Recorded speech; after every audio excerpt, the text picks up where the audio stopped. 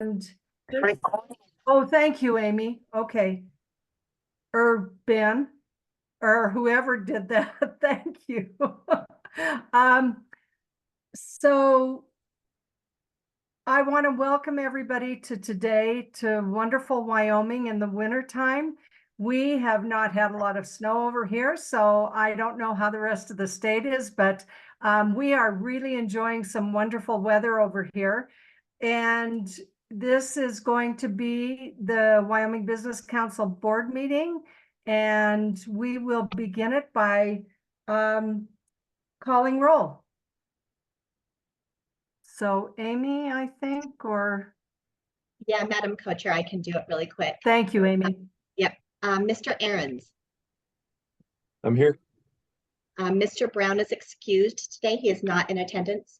Ms. DeVore. Here. Ms. Harvey.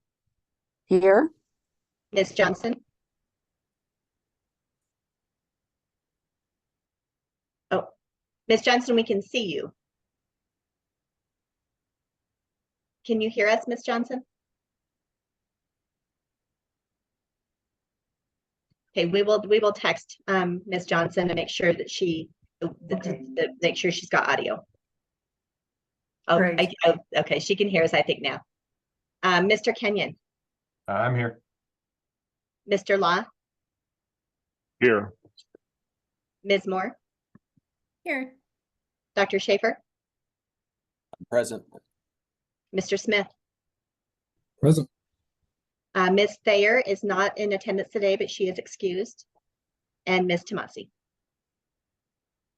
Here. Madam Co-Chair, you do have the board. Great. Thank you, Amy. And with that, we will say the pledge. So if everybody would stand, and I believe we have a flag that is going to come across. Okay. I pledge allegiance to the flag of the United States of America, for which it stands, and to the republic for which it under stands, God, indivisible, with liberty and justice for all.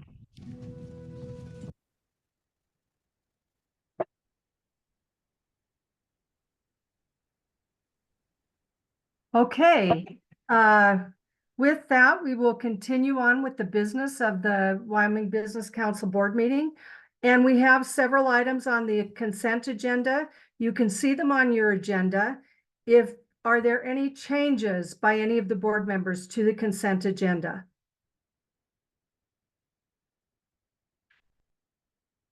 Seeing no changes, do I hear a motion to accept the consent agenda?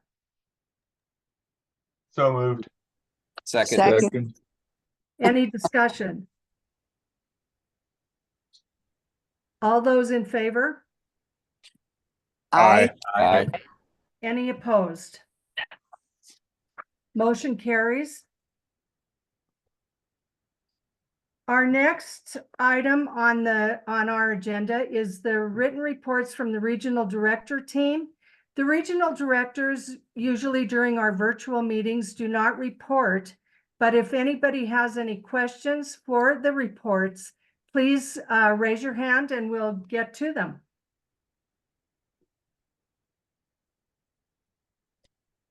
Of course, I do have a few questions.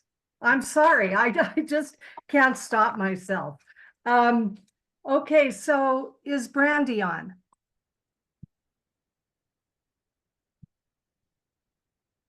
Madam Co-Chair, Okay. no, she is not. She's actually traveling out of state this week. Okay, good. I'll call Brandy and ask her my questions. And with the regional Southwest region, is Kylie on? I know. Okay. Madam Co-Chair, yes, she is, and we're moving her into the panelist room right now. Okay, thank you. I'm sorry to do this, but as I was reading through, I was curious about a few things.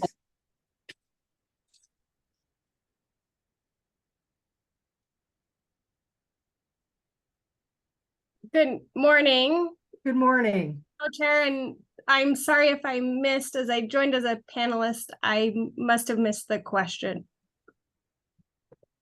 So Kylie, you wrote a lot about the nuclear situation in Southwest Wyoming, and I should know this because I attend a lot of those meetings. But what is the uranium situation now? Because I know that uranium was a huge issue when the Russian-Ukraine development happened. Could you talk a little bit, just very briefly, about what is happening with the uranium in Southwest Wyoming now? Sure. Thank you for the question, Madam Co-Chair and Board. I always appreciate any question about the project itself. And of course, I do want to mention that I am not an expert in nuclear, uranium, or any of those, but hopefully can answer the question that you have. So as you know, when the TerraPower project was announced, it was prior to the Ukraine and Russia conflict. Since that point, TerraPower has decided that they will not use uranium or the HALEU supply chain that they need from Russia, which is actually one of the only places that they can get the enriched uranium from, the level that they need from Russia. So they had to find a second option. What has happened since that point, and I will say the state of Wyoming and the federal government have tried to take a proactive stance, as well as TerraPower themselves. TerraPower has entered into an MOU with one of the few companies in the United States which could potentially start to increase that supply chain. There are two, Centrus and the other one is in New Mexico, and I am blanking on that, but I will get it for you. So TerraPower has entered into an MOU with one of the companies to try and really quickly start bringing that supply chain to the United States. They have also, the Department of Energy has also put out an RFP to try and increase that supply chain in the United States as well. There could be a kink because bringing up those processing plants may not happen as quickly as needed for the supply chain, not only for the TerraPower plant, but for others as well. So there is potential that supply chain will have a little lapse. And so, like I said, TerraPower themselves is trying to make sure that they have their own supply chain by increasing the MOU. The Wyoming itself is looking at all options for their own supply of uranium and enriching processes. To take something from in the ground and process it is a very specific process and takes a lot of regulation. There are a lot of different hoops that have to jump through, and it has to be economical for the companies.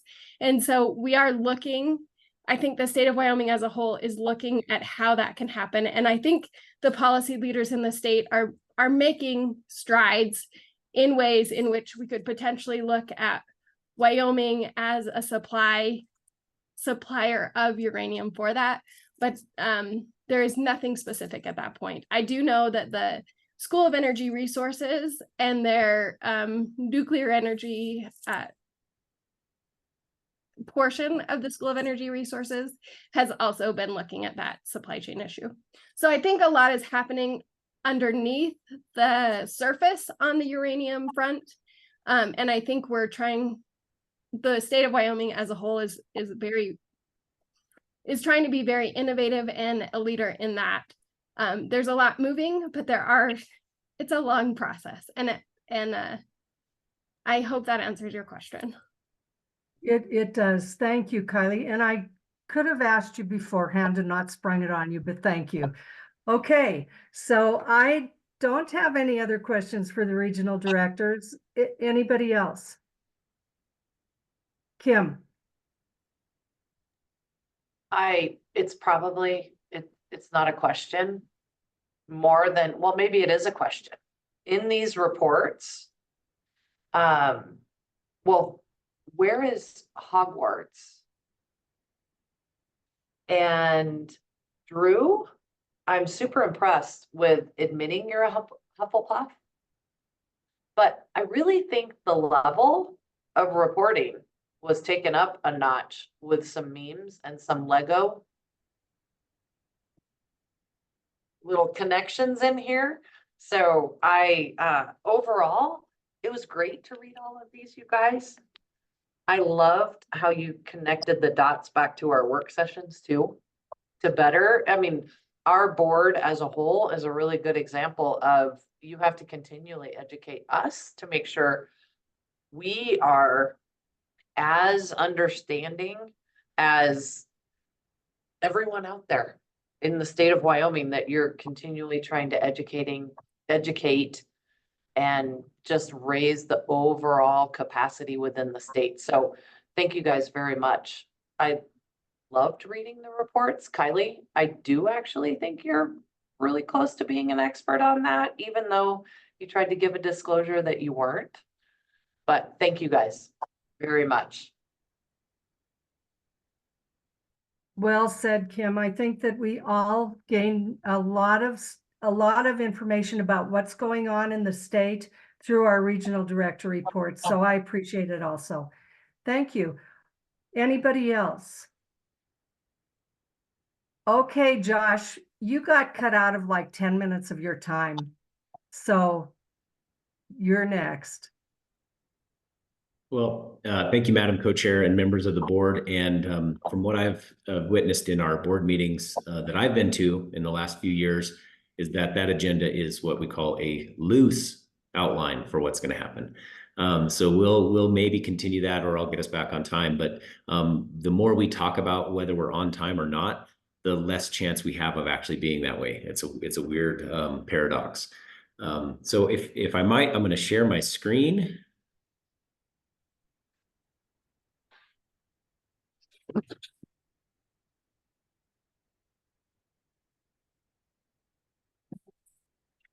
Hopefully you can all see this slide. Give me a quick thumbs up if you can see the slide that says leading economic growth, building resilient communities, and creating opportunities to thrive. That is really how we look at the world, is that our role is to lead that economic growth, build resilient communities, and create opportunities for Wyomingites to thrive.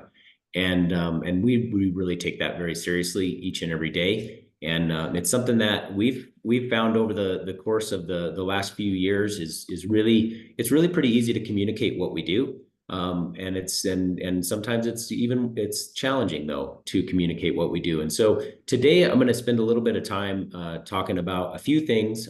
You'll likely see a flywheel and some metaphors. There will be those for sure, because they're really important, and I think that they kind of lead us through the agenda. If you take a look at the agenda, it's a little lighter than some agendas have been, and that's because there aren't any BRC projects on the agenda today. And I think one of the things that we've noticed is that we sent a strong signal over the course of time that says, hey, we're looking for certain types of projects that really help lead economic growth or unlock growth potential, that build resilient communities and create opportunities to thrive. And you're going to see why here in a minute, why we're not seeing this steady flood of applications for BRC. And I think it goes back to the fact that people are really looking at, okay, we could do projects all over, but how do we do projects that really kind of unlock growth or make our community more resilient or create those new jobs? And so those are actually harder to find than the everyday projects that we all sort of talk about or wish we had, or it'd be kind of nice if. And that additional rigor is pretty challenging. And it's a very difficult thing, because you've got to really, you've got to lead a whole team in your community. You've got to really kind of get a lot of different parts together, and they've got to be working closely to really work on these three things. And that's not easy. It's a heck of a lot easier to say, we should go fix this and do this project. We should go over and do a project over here. That's a lot easier to do, but I don't think that it necessarily unlocks the economic growth that we're responsible to help, encourage, and do.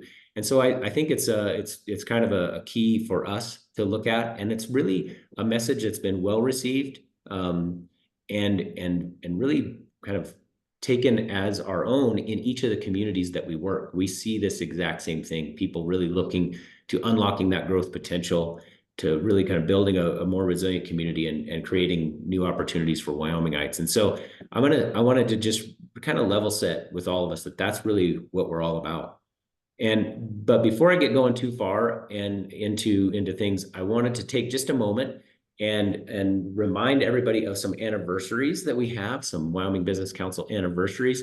These are a big deal. This is a pretty challenging job that we have, and it's a big challenge. It's a really important mission. Those of us who do it, we love Wyoming. We want to see all of the communities thrive, and we want to make as big a difference as we can. And it can be a lot sometimes. And so I wanted to make sure that we celebrate Amy Grenfell, who's our Chief Operating Officer. You can see her on the screen there. She's celebrating 5 years. She came aboard in October of 2018, and at a time when there were a lot of changes coming down the pike, a lot of things were happening, and she has continually been the glue that holds a lot of these things together. And I think for those of you who have worked with Amy, you know that there might be cracks, there might be things that are going on, but she never lets anything fall through the cracks, and she really keeps us humming along. And that's through, I would say, 5 years of continuous change, some really big changes. And so there's a lot there. Those of you who know her too and have worked with her know that authenticity and responsibility are huge to her, and you can see that in all of the work she does. So thank you, Amy, for 5 great years.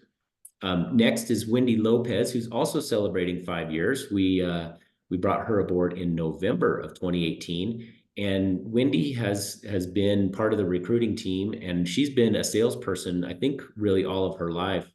And while she is really good at the recruiting process and really good at helping companies come to the state and helping our communities sell to those companies so that they can find a home in Wyoming, I think we all know her as that person for sure. But over the last year or two, she's really turned into what is maybe more of a product developer. And what I mean by that is she's really taken a hard look at the state and said, you know, the state is a great place. We all love it. But is it matching up with what our customers need? And I think that that's a really important distinction. And it's really what state level recruiting is all about, is understanding what we have to offer. Are we positioning it correctly so that when we're out selling, we can sell and be very effective? And so we really appreciate that approach that she's taken. It's a much broader approach. And I really appreciate that work because it means a lot to our state. We are missing one person on this slide, well, at least at the moment, but there he is, Mr. Brandon Marshall. I don't know if you guys know this or not, but the Business Council is celebrating 25 years of existence this year, and Brandon is celebrating his 20th year anniversary with us as well. And so in November of get this, 2003, Brandon came aboard the Business Council. And Brandon has held a lot of different roles. I think he's pretty much held every role at the Business Council at some level, it feels like. And even if he didn't hold that role, I think he knew how to do all of the jobs at the Business Council. And he's leading our services team right now, and he does such a good job with that. He has helped us manage a lot of the change that we've gone through. And one thing that happens, and I don't know because I've never actually worked at a company for 20 years, but I can imagine that over the course of 20 years, the thing that happens is that you could collect a lot of baggage, let's say. You know all of the war stories, you know things that have been tried and failed and tried and worked and all of those things. And so sometimes when you work for a company for a long, long time, you could become the person who always knows why something won't work. And Brandon's not that guy. Brandon has the enthusiasm, the energy, the vision of someone who just started at the Business Council, yet he's been here 20 years. And so he brings this wealth of experience to every decision that we make, everything that we're doing. He brings this experience, but he brings it in a way that is not about why it's not going to work, or they tried that in the past, or, ooh, that was a touchy subject, or anything like that. He brings it in a way that says, hey, here's some things you might consider, but yeah, things are different now. Let's try it. Let's do some new stuff. And so it's pretty impressive to see someone, one, with a 20-year tenure at an organization. That's very, very impressive. He's seen a lot of change. He's seen a lot of things. But it's also, what's more impressive is that ability to come in every day like it's your first day. And I think that we definitely benefit from that, from Brandon, and having his experience, but also his vision for the future is what makes Wyoming Business Council a really cool place to be. And so Brandon, thank you for that. I'm gonna pause a moment and just give our board, if you don't mind, Madam Co-Chair, to give you and our board a moment to say a few things, or to roast any of the individuals. I know you likely won't, but to roast any of the individuals if you so choose.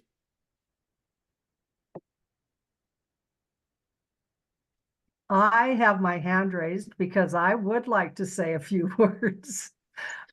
First, Brandon, he looks like he's a teenager. I want his, and he's been here 20 years. How is that possible? But I know that Brandon always says, oh, my services team is a rock star. But Brandon, you're a rock star. You have done so much. Again, you have gone through all the facets of the Business Council, and you still look fresh and alive. I'm just in amazement. Amy, I rely on you so much, as does everybody in the Business Council. And Josh was exactly right in saying that you are such a great detailed person, and you take care of us, and you make sure that everybody is in line. And you're just an amazing person to do all that. It's like herding cats, I'm sure, at times, but you also give so much to the Business Council with your knowledge and expertise, and I appreciate that so much. I never have a question that I don't call Amy and she knows the answer to. And Wendy, for 5 years doing this job of salesmanship, and you do a great job, and you have so much travel you have to do. I admire it so much, and I often wonder how you do it all. But of all these three, I couldn't be prouder. I think you all represent the Business Council in a wonderful, wonderful way. Okay, so I'll be quiet. I've talked so much. I'll be quiet now. But congratulations.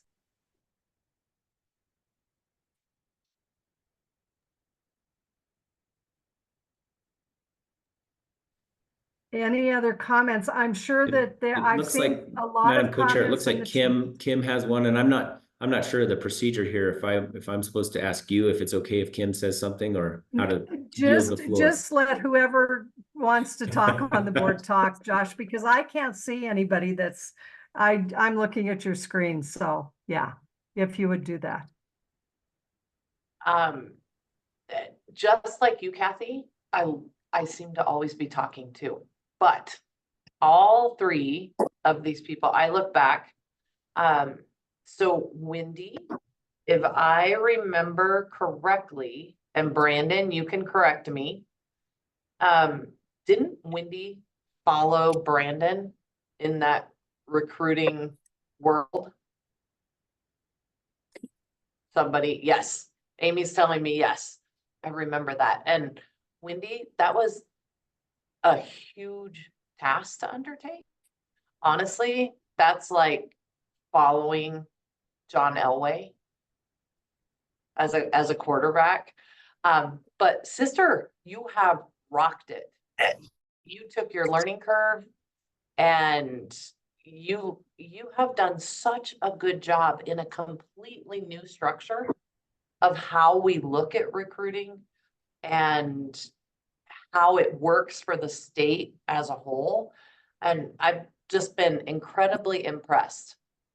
So thank you so much for the last 5 years. I can't believe it's been 5 years. And Brandon, dude, were you like 8 when you started at the Business Council? Which I did text to him because somebody said we could roast them. But Brandon has always had, there isn't a single person at the business council, possibly in the state of Wyoming, that has the sense of humor that Brandon does, along with the energy and the drive. And Josh, you actually said it perfectly. He approaches everything with excitement and like it's the first time he's seen it, and that's absolutely amazing. I'm just incredibly proud of Brandon and everything he's done and accomplished at the council, and also in a completely different structure under the new strategy. Services was a completely new team put together of aspects. So Brandon, you've done phenomenal. And Amy, I'm going to say publicly what I also sent to you about this. You guys, for anyone not here back in the day, 6 years ago, is when, as a council, we started talking about revamping the strategy, needing a different outlook on how we do this as a state. And Endow had wound down, and there wasn't an execution arm. There was all these things in play. And back to the Lego theme, then the other thing, Amy, you guys, was literally our first Lego. She was the foundational first piece set on the table of changing how the business council operates. And we realized it was too big for a CEO to run the whole gamut of everything that was happening. We needed a chief operating officer in-house that could run all the day-to-day, so that someone like Josh in his CEO role could be out and about and spreading information across the state. So Amy, you were the first piece.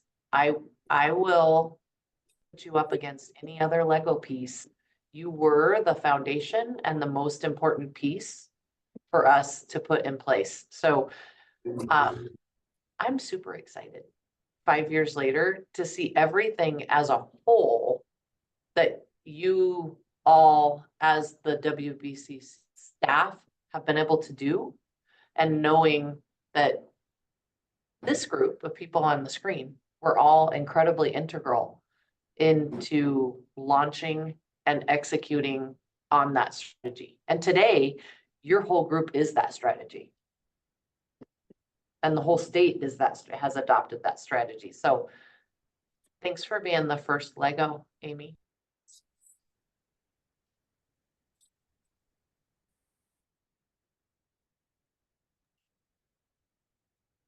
Okay, as I said, I have seen a lot of remarks in the chats. So unless there's other comments, once again, congratulations to all of you. And it's been an awesome time working with you and getting to know you all. Okay, Josh, I'm turning it back over to you. All right, thanks, Madam Co-Chair, and thank you for comments and the chats that are coming through, and thanks again to Amy, Brandon, and Wendy for their work here. So thank you. Let's go ahead and talk a little bit about, and many of you have seen this. This is kind of the thing that we think about all the time, and really what we're working. But more than anything, we focus in on this middle section of this, and this is important to us because this really is what gets us up every day and drives us to. And that's that the composition of economic activities is not positioned to sustain a high quality of life across all parts of the state. And we want to change that. And the things that we do are working toward changing that as much as we can, project by project, flywheel by flywheel, if you will. And we are working hard to do that every day. And I think that as you look at the things that are on this agenda or in future board meetings, you'll see that everything is targeted at developing a system that creates the economic activities that can sustain a high quality of life across all parts of the state. And so the system that we employ and that we look at the most, we call the economic growth flywheel. And this is the way that we enact that strategy. And we are advocating, and we're also hopefully educating the folks around the state to do the same in their local communities, because we really believe that building that local community capacity and the capabilities at a local level is really how we're going to build a sustainable and steady economy that can grow into the future. And so if you think about this idea of a flywheel, and you think about the idea of a project and where it fits into this, this is why you're not seeing the steady stream of so many projects per board meeting. That's why you see a number of projects come at a certain amount of time and then no projects come. It's because our communities are out there working on determining their binding constraints and really trying to understand what they need to do to unlock growth, not just put a new asset into their community. And I think that that's a key component, because that takes some time. We cannot always understand the timing of it. We can't meter that out perfectly. And so as a result, we're going to see these ups and downs in the decisions that we make as a board and as a business council team. And so working through that, we realize that determining those binding constraints is critically important. But that next step of kind of coming up with a hypothesis and thinking about a project that can maybe solve some of the binding constraint, that's that piece. That's the fun part. People like to think about and come up with ideas.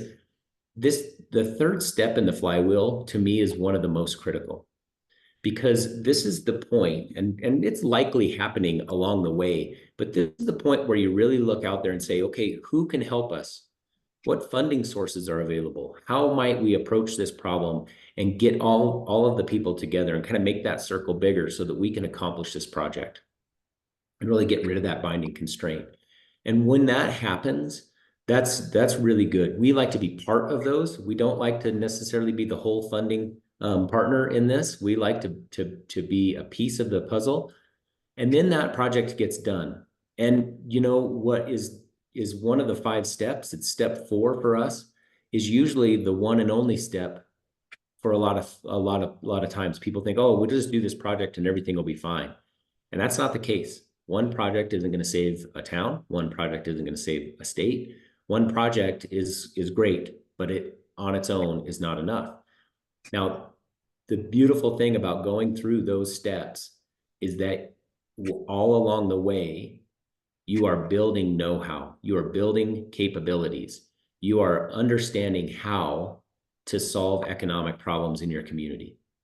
And then once that has happened, you build that capacity. We also believe that there's a way to develop resources or revenue that you can use for future economic development programs and problems. And so that to us is a key component. How do we increase the revenue that you can use for economic development and the know-how to use it, so that every time you do this cycle or flywheel, the mass gets a little bit bigger, which means it's not going to slow down as easily. And then maybe the velocity gets a little bit higher. And what you get is, not to get all super nerdy or anything, but you get that angular momentum and great things happen. And so that's really what we're trying to do. And that's really the framework that we use to look at everything that we do, whether it be our programs, whether it be our people, whether it be our partners. We are executing on this flywheel, and we are using this as a way to make sure that, well, we can be a smaller and smaller piece as time goes on. And so all of that is, I think it's a pretty dramatic change that has gone on to develop this. And our team works on it every day. But when you're trying to create those changes on the outside, you have to start on the inside. And so today I'm going to spend a lot of time talking about our team and talking about the methodology that we're using to really help our team grow and help our team be a part of something bigger than what they came here for. And so you have to think about the individuals that are working on this every day. And if you were part of the work session yesterday, you probably heard Sarah say, you know, the changes that we're making on the outside have really created a different role for people and a different level of responsibility and a different skill set that's required. And what I will say is that our team has really adopted it. They've really said, we want to be those economic development leaders. We want to help bring people together. We want to help solve problems in our communities. Not that that's a big shock, but it takes a different skill set. And so we start with that skill set. We start looking inside and saying, what do we need to do to ensure that our team has what they need to do their jobs, which are continuously changing.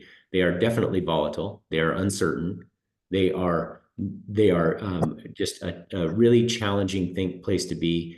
And they really have to do it in a way where they don't know what's next. We don't understand what needs to happen next. And so when we look at that, we look at how do we do that in a way that isn't sending them to some skills training, but really how do we do it in a way that sort of connects with the person and helps them build on those skills that they already have, and then execute those skills within a team. And so Hava Case has worked for a number of years on what we call the Enlightenment Series. And when I came to the Business Council, it was really exciting because the first thing I did was do a strengths assessment and learn what my individual strengths were and how to leverage those to the maximum benefit of the team. And so that's something that was really important. And then since that time, she's really expanded it to really look deeper into what makes us tick as humans and how do we make sure that we leverage it the most we can. And so we have a series of really kind of, you could call them trainings, but it's really much more about growth opportunities for our team, where we take a look and help people develop their purpose. We look at how do we make sure that you are able to live what you care about every day? And how do we make sure that what makes you tick on the inside is shown through your work? And we do that through an exercise called the Purpose Pyramid. So developing your purpose is a key for us. Now, that's a little bit risky because sometimes people develop their purpose and they go, you know what? I know my purpose now, and my purpose is to do something completely different. And that's a risk we're willing to take because we want to make sure that everyone that comes to the Business Council, kind of is propelled into their next thing as fast or as best as they can. The other element to this is leveraging your strengths. And so we spend a lot of time understanding the things that are strengths to us, understanding our blind spots, and then looking at how all those things match together as a team. Because as a team, we have a lot of different strengths. Individually, we may have a few, but as a team, we have more. And it helps us understand what strengths are utilized in the right moments, but it also helps us as individuals make sure that we bring those strengths to bear when we're in a meeting, when we're working on something difficult, when we're trying to get a team together, when we're working on a project. We want to bring those strengths together. And it also allows us to know that when there are certain strengths that we don't have that we need, that we can call upon our team to get those.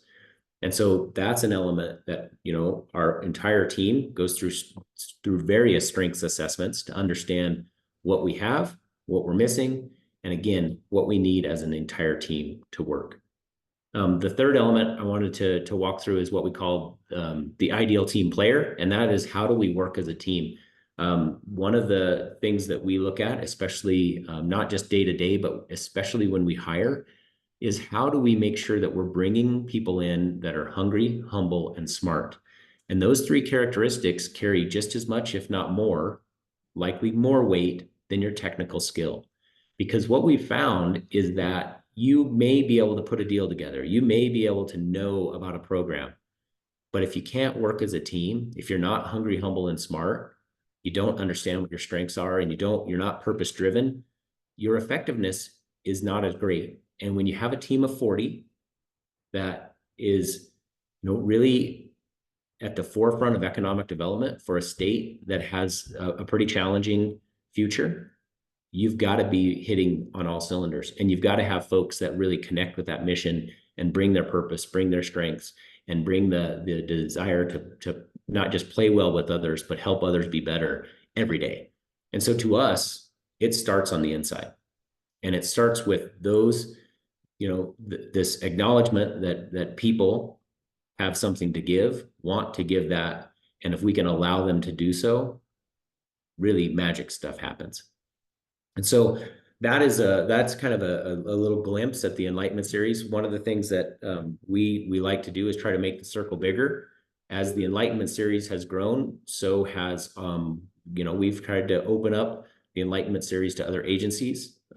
as board members. We would love to have you on board and come into the Enlightenment series and be part of it.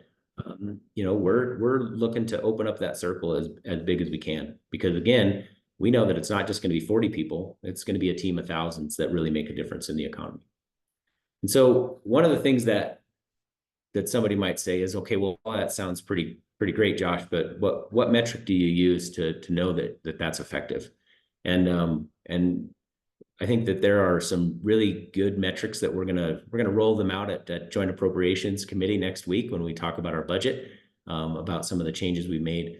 But one of the metrics that we look internally is called Net Promoter Score.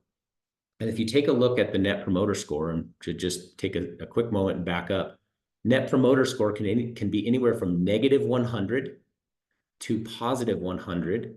And what it basically relates to is the number of people on your team, the percentage of people on your team who would recommend the Wyoming Business Council as a place to work. Now, you have to rate the Wyoming Business Council as a place to work in either a 9 or a 10 to be counted as a promoter. And if you rate it a 6 or below, you are a detractor. A 7 and 8 are neutral. And so what that means is you have to take the percentage of people who are promoters minus the detractors, and that's your Net Promoter Score.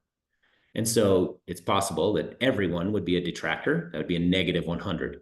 It's possible that everyone is a 9 or a 10, a promoter, and that would be a +100. Then somewhere in between is where most organizations fall. Now, over the last few quarters, the last year, you can see that ours has held pretty steady at 50, and it was the highest it's ever been this quarter. We just recently did this data in December and got a Net Promoter Score of 65. Now, I want to kind of like let everybody know we've had Net Promoter Scores as low as 8, and we've had them now as high as 65. And we're going to continue to do this quarterly. We're going to continue to understand how people feel about the Business Council. And not to, it's not about making a knee-jerk reaction and, oh, we saw a comment, so now we're going to put a program in place that changes it. But it's about understanding what's going on. It's about seeing the impact we're making on an individual level and trying to understand how do we continue to shape things like policies, like procedures, like problems that we're trying to solve so that people can be involved in it. Because what we're seeing more than anything now in the folks who are rating us a 9 and a 10, and as you can see, the vast majority of folks are, we're seeing a real connection with our mission. We're seeing the level of autonomy and the desire to have autonomy to solve problems on the ground is really high. If we were to do a word cloud, you would see things like, I love working with this team. I have the ability to make decisions on my own on the ground that are best for the situation I'm in. And you would see things like, this is a place that allows me to grow. And we're going to continue that because we feel like it is the best way for us to prepare our team for the challenge that they face. And frankly, it's in so many ways, it's the best way to work on those really volatile, uncertain, and ambiguous tasks that we face every day. And so all of those things are really important to us. And we feel like if we can stabilize the core and we can make sure that the people at the Business Council are the best they can be, then that's going to spread. And the way I kind of look at it is that's the way we can make the flywheel work the best, is to make sure that we have individuals who can do that. All of that is great. And we can, I think some folks might be scratching their head and saying, okay, well, when do we all sing Kumbaya and do all of that? And it's not really about that, because the thing that all of us do is we know our purpose, we understand our strengths, and we work together well as a team, but we are absolutely focused on how do we impact the economy and how do we make sure that our communities are resilient and how do we lead that growth and how do we create opportunities for Wyomingites? That's what we work on. And what I would say is, I think we ought to take a quick step back, because this is an important thing. The question I always think about is, what is government's role in our economy? And what is our role as the Business Council and the economic development agency of the state? What is our role as economic developers? And I think this is a good question for those of you who might be out in the audience that are economic developers. What is your role in economic development? And then the folks that are in the private industry, understanding what that role is and utilizing it best. And that's not always clear. And sometimes that role can change a little bit. And so one of the things that has helped me, at least, is thinking about what is government's role, especially in a place where we want to make sure that private enterprise can kind of guide and work and be free to do their own thing. But how do we, play a role in that? Because there is a role. I think that all of us can understand that there is a role for a government agency in this. And so I want to, we just haven't had enough metaphors today, so we're gonna throw out a few more. Now, if I were to ask you what is our role, many of you would say, well, Josh, it's the flywheel, right? And you'd say, you'd be right, okay? And that's true. But within the flywheel, there are a lot of other folks that play. And so I want to introduce a new metaphor to you. Maybe it's not 100% new, but I want to introduce you to this idea of thinking about our economy as a Scrabble board and thinking about the things that we do as developing words. And if you think about the words that we're trying to develop, right? Maybe the words private industry can put words together. And where does the government fit in? I like to think about it like this. And this is something that we've all learned in developing, in going to some coursework that has helped us kind of with some of these metaphors and trying to understand frameworks that are going to help us be better. The thing to think about is that private industry, sort of like all of the consonants, and the government is like the vowels, and they kind of have to work together. And so if we try to create words with only consonants, that's pretty tough, right? So think about all the words that only have consonants. Now, some of you Scrabble masters or Wordles might know the answer to that. There are some. They're sort of not words, they're more like sounds, but there are some. But then think of all of the words that are only vowels, right? Again, not that many, not that useful. But when you combine them, you can create a lot of different things. And I think it's important to remember, especially as we look at the flywheel, as we look at the programs that we're putting forth and the things that we're doing, is that we bring the vowels. We don't want to be heavy-handed and do it all. We shouldn't be the ones out there doing all of it. The private world is way better at that. The private world doesn't need us to do everything. They don't want us to do everything, and neither do we. But we do bring an important component. And I think everyone needs to remember what that is. We bring the vowels. And sometimes we bring the vowels and we bring a lot of vowels. And those are words like audio. Audio, mostly vowels. There's only one consonant. But in other cases, we don't bring that many vowels and we shouldn't. There's another one, rhythm. Not a lot of vowels. In fact, it's only a sometimes vowel in that one. And so we kind of look at it as, how do we plug in the right way, in the right moments, so that business can thrive in Wyoming? And we're playing a pretty interesting game of Scrabble, because we're also playing against other states. We're also playing in things that are not really all of that. They're not known, and they're not the same in every situation. And so we've got to be able to play Scrabble really well. And we've got to be able to understand what vowels are really important and what vowels we should bring at the time. And if we don't have the vowels, we got to go ask the legislature for some new vowels. And that's fine too. But we've got to bring the vowels to the table and help make as many words as possible if we're going to build a sustainable economy in Wyoming. And so as you think about the things that we're doing in the next few hours to talk about different projects, to talk about different things, you've got to think about what vowels should we bring? Should we bring any vowels at all? Did we bring the right vowels? Do we need to change out the vowels? How do we make it so that businesses can thrive in Wyoming and that our communities will be resilient and that we can lead the growth that we need to do. And with that, I'll happily stand for questions.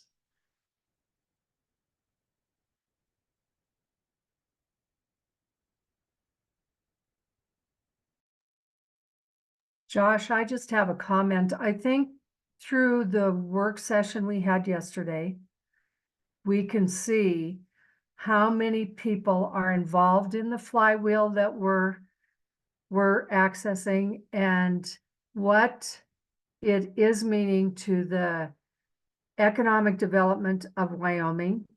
And it is full circle. And I think that we do have so much work to do, and it's not an easy or a quick task, but I think that with your team and your leadership, this is going further and further. Every time I see something, I'm in awe of what we're doing. So congratulations on that. I see Elaine has her hand raised. I'd like to direct my comments to Josh and just say it's all your fault. You have been the glue that holds everybody together. And if it weren't for your love of the job and your ability to get up every day and want to participate and want to make things better and to deeply think about innovative changes and listen to your people that have innovative changes. So I think that, there are some talents that I just identified through your comments. And that is that you are a good leader and you do have a great team. And the reason you have a great team is that you encourage it. You allow people to fly when their wings are ready and you don't hold them back. You have a very deep understanding of economic development and how to make it work. And I think that just watching at meetings, at the picnic that we had in Gillette, all those things, you can see how much your team respects each other. And I would say that's your fault. You're the leader and you are leading and you are choosing really good people to be with and to work with, and that have the qualities that we as communities need to have to work with. And that's probably the most I've said at any board meeting. But it's you, Josh. The leadership really does matter. Well, thank you, Elaine, for that. I appreciate it. And I think my team might see it differently. They know who it is, and it's definitely them. But I appreciate your comments. I think we all work together pretty darn well. Thank you. So Dr. Schaefer. Yeah, thank you, Madam Co-Chair. Josh, appreciate the update. And as always, I appreciate that you start things with the why and in the philosophical grounding of what's our space where we can contribute. I know that can be frustrating to some, but I think far too often we skip over those parts instead of really grounding it in the philosophy of why we're here and what it is we're supposed to accomplish. So thank you for that. And thank you for your continued leadership there. I want to share a little bit from I've started to develop a healthy dose of skepticism. I love the Scrabble analogy. I am a horrible Scrabble player. I can't tell you how many times I've used the words like zit and axe to try to use the darn Z or the X in Scrabble. One of the things that I've become concerned with over the years in Wyoming is just that we seem to be trying to create the same word in every single community around the state. And using your analogy, the consonants that Meeteetse or that Basin have to work with are going to be different than Casper or Cheyenne or Sheridan have to work with. And so you have to bring a different set of vowels. And I guess my first question is do you feel confident that the Business Council is staffed and resourced to be able to bring those different vowels to different communities? And then the other question is probably more philosophical. Do you believe Wyoming's ready to actually consider creating different words in different communities? Madam Co-Chair, if you said we're running out of time, I would not be upset. Dr. Schaefer, those are really good questions. I'll do my best to answer them. So I guess the first question is about resources and staff to adequately address the challenge that we have ahead of us, right?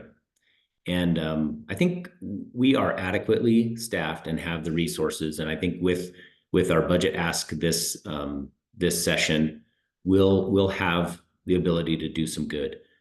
What I will say is that this is not going to be fast. And so I would rather have a really stable core. I would rather start small and get some of those small wins and get moving, so that when we have more resources, when we have more of our team, that will happen faster. I also think that our team, as it is today, actually has the ability to sort of impact a great number of people across the state and start them going. So we have this secondary sort of like level of team that's out there that wants to be activated. And I think my team is ready to do that. And I feel really, really confident in the team we have today to do that. So I'm not saying we couldn't do more if we had more, but at the same time, I think we can do a lot with what we have. And I think we always want to stay lean and mean. We always want to be a little hungry. So that's kind of the perspective there. In terms of is the state ready, or is every community ready? Every community is ready at a different level. And what I mean by that is that there are going to be some places where we can create words really, really quickly, and we can create a lot of different words. And I think we've got to do that. And we have some programs that are pretty darn flexible. We have, I think, BRC, it's only a 3-letter acronym, but it kind of contains all the vowels in a lot of ways. Maybe sometimes Y, but I really feel like that particular program, in addition to the services that we provide out there, it actually can provide different vowels in different communities. And so I think everyone is sort of has their own level of readiness, and we can help out. Now, that's sort of the good news about having a small team, is that you can't be everywhere. And we're going to be in those places that are most ready, because it just makes the most sense. It's the most efficient. So I think I'm going to take just a minute and talk about a particular community that that kind of matches up with one of the things that I think we're all saying, or that we're all skirting around. So when I first started at the Business Council, there was a particular community on the west side of the state, and it essentially, in some ways, it was handed a death sentence. And it said, we will no longer be utilizing this particular resource, this one thing in this town, that it really kind of keeps the whole town going. And it sent shockwaves, right? Everyone came to the aid of a particular town that only contains one vowel, by the way, but some other consonants and some duplicates of it. It's Kimmer, right? When I first came to the Business Council, Kimmer got this idea that it's not going to exist after a certain number of years, because they're going to shut the power plant down. That means coal operations are going to cease, and it's going to go away. And so we had a lot of angst, a lot of worry, and it was focused on the product of coal. And people were like, "Gosh, what's going to happen? We've got to save coal." And I agree. I like coal a lot. As I know all of you know, I grew up the son of a coal miner. My upbringing and my launch into the world was because of coal. And so we had all of these folks who were just like hardcore. We've got to save that. And then it was chosen to be the site for the first small modular reactor, and people are on board with nuclear. People are excited about what's happening. People are like, this is going to be great. We're on board. And so I think there is an appetite. I really do. I think that's an extreme example. But I think what people really want the most is they want to feel secure. They want to feel like they have a future. They want to feel like they have opportunities and jobs. I think Mr. Law said it yesterday in our work session. That component of our communities isn't going to go away. And it's a little bit scary in some. And so I think they're more ready than we believe. I think that we're holding on to something because it represents that security for us. But if you really watch what happens, you realize what's most important to people is their own future and the security for that future. And so I do think they're ready. I think that people are ready for that diversification. I think people are ready to say and, not or, right? Why can't it be and? I think it can. And I think we can have coal and nuclear in Kimmer. I think that's great. And it's going to make it a much more resilient community. And so I think people are ready. And I think we've just got to show those examples of that happening. It's not always going to be easy. It's going to be pretty darn tough. And that's where, if you look at the mix of what we provide, whether it be grants and loans and the investment vehicles and the leadership, the things like we do in our services team with what Amber's doing at a community leadership capacity, that idea of assessment to action, like taking a small community where, frankly, some of the smaller communities have the most energy to change and to grow and to do some cool things than I've seen. They may not be ready for a $20 million grant or a loan, but they're ready to take action. And I think that Amber would say the same thing in her community leadership capacity. And so I think we can address those who raise their hand and say, we're ready. And over time, we'll be able to have more and more people raising their hand. And I think we'll also be prepared to do that too. Yeah, thanks for the question. Thanks, that Josh. deep. Thank you, Madam Co-Chair. Are there any other questions for Josh? Okay, Josh, anything else? No, thank you, Madam Co-Chair, and thank you, members of the board. One thing that we say, I think we say this sometimes, but maybe not enough. The actions taken by this board are the keys to creating the change we want to in the state. Because without the actions that we take today, that we take at each of our board meetings, we don't actually get to do the things that we want to do. And so we appreciate the work that you all put into it. This is not a rubber stamp board. This is not a board you show up for. This is a board you work in. And we can't make the change in Wyoming without all of you. So we appreciate it. I know there are a number of folks who aren't able to join us today, and they're all excused for very good reasons. And we just appreciate everybody who has put the time in the committees, put the time in outside of the committees, and the work that you do in public to make change in our state, because this is really where the rubber makes the road. So thank you. Okay, thanks, Josh.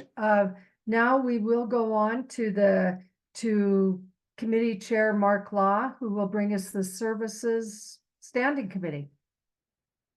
You're up, Mark.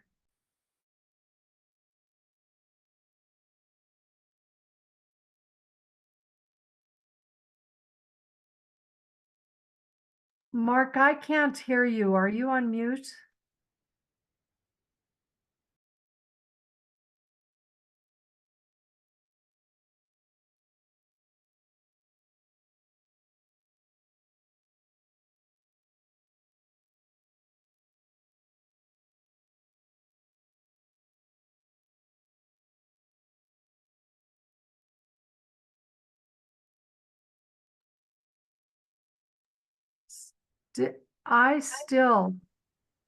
Okay, we'll wait a second and see what happens.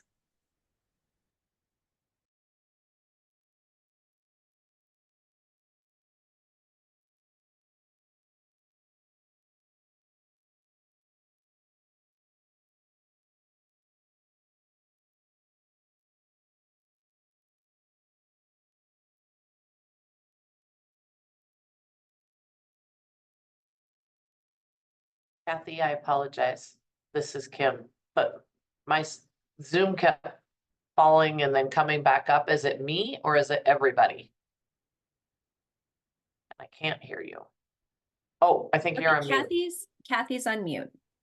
Okay, it's everybody, Erin? Yeah, so I'm able to It hear you is. just fine. Yeah. But has your Zoom crashed? My all? Zoom has, No. no, my Zoom Okay. has not No. crashed. It's just me. I'm sorry. Mark? I apologize. Just you, Kim. Okay. Mark, can you hear us? Can you speak? Kathy, I think he is logging off and rejoining to Okay, hopefully get his okay. audio reconnected. Okay, thank you, Erin. Yep. We'll wait just a minute to see if Mark can get back on. If not, I am going to take his place for a minute and I will introduce Brandon. So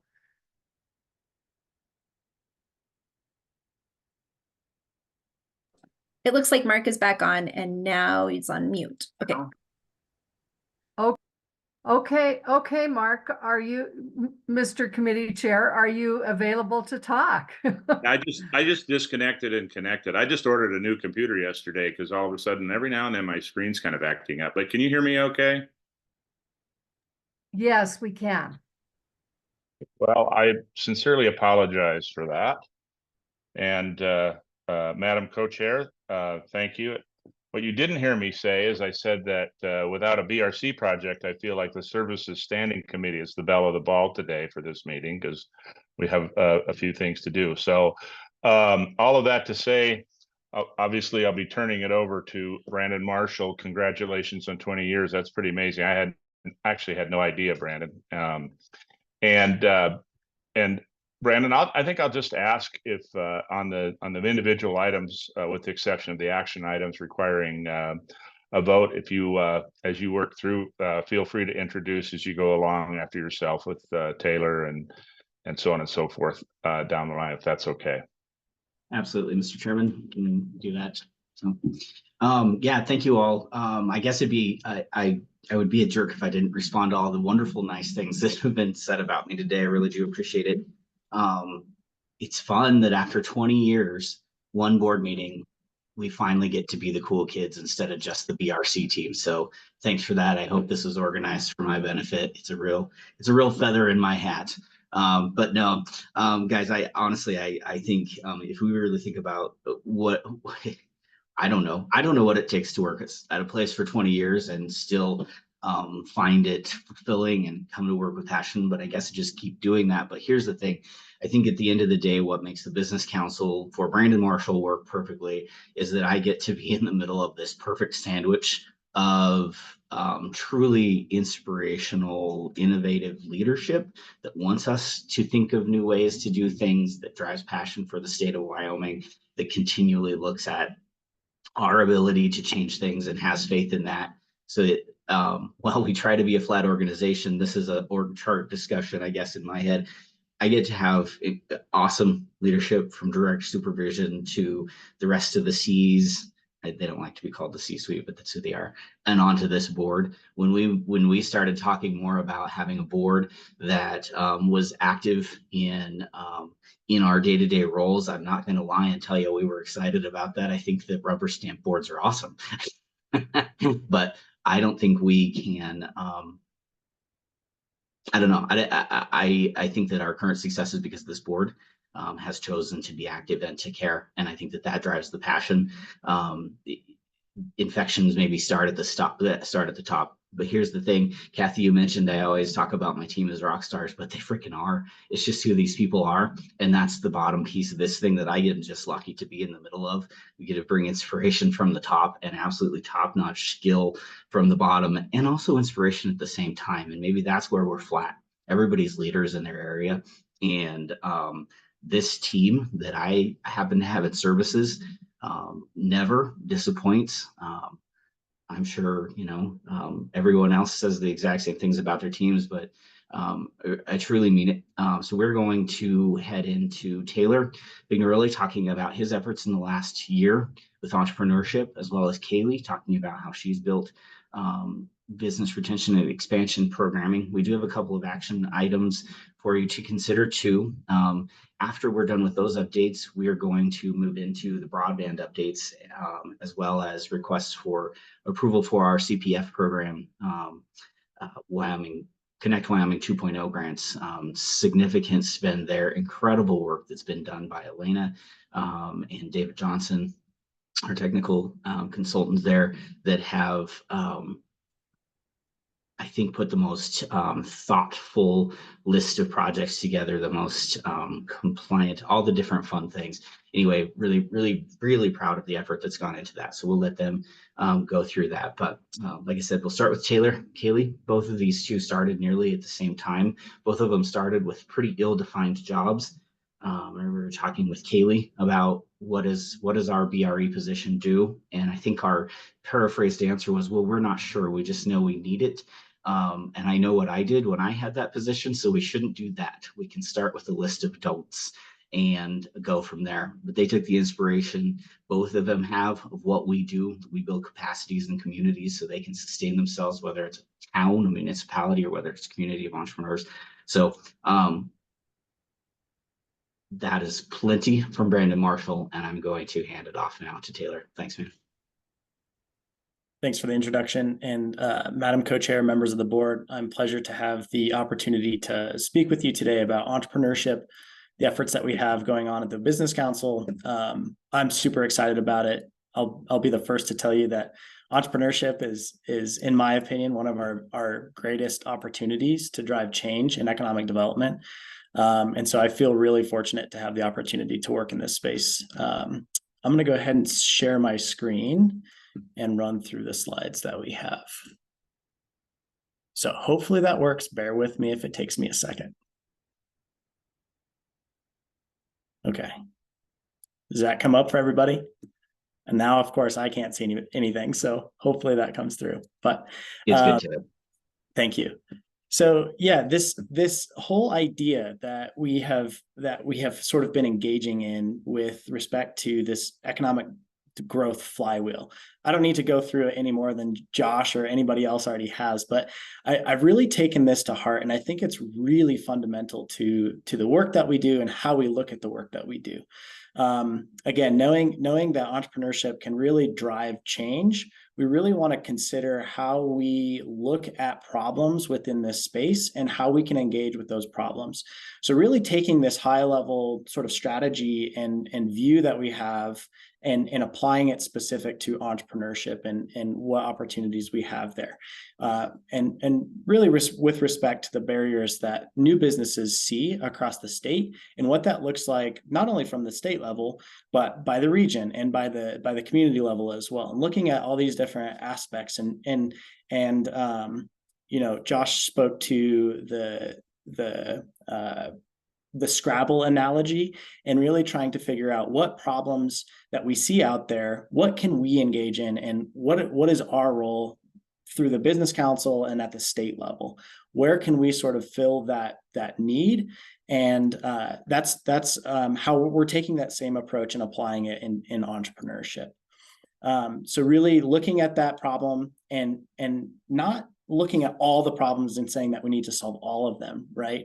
We're really looking at this from what's driving what are the root causes of those problems, or what are the binding constraints that are most likely prohibiting new businesses from starting and being able to grow and scale in the state, and looking at it from that perspective, right? So how do we do that? How are we engaging in understanding problems across the state specific to entrepreneurship? So there are a couple different ways that we're doing this now, and I'm sure that will sort of evolve. Some initiatives may stay, some may not. But right now, the main thing is we just have a lot of conversations around the state, and we do that with a number of different people and a number of different communities, right? We understand that problems are going to be different for not only different communities, but different types of startups too. So we have to have a lot of conversations to really understand what that landscape looks like and what these problems, how we can identify the binding constraints with respect to those problems, right? And so we do that through having an abundance of these conversations, not only with those current founders, but past founders as well, those who have successfully navigated this system, and understand the landscape and their perspectives of what the need is, right? And those community stakeholders, not only from the community perspective, but the entrepreneur community as well. All of these different perspectives and sort of combining those and coming at this from all different angles, right?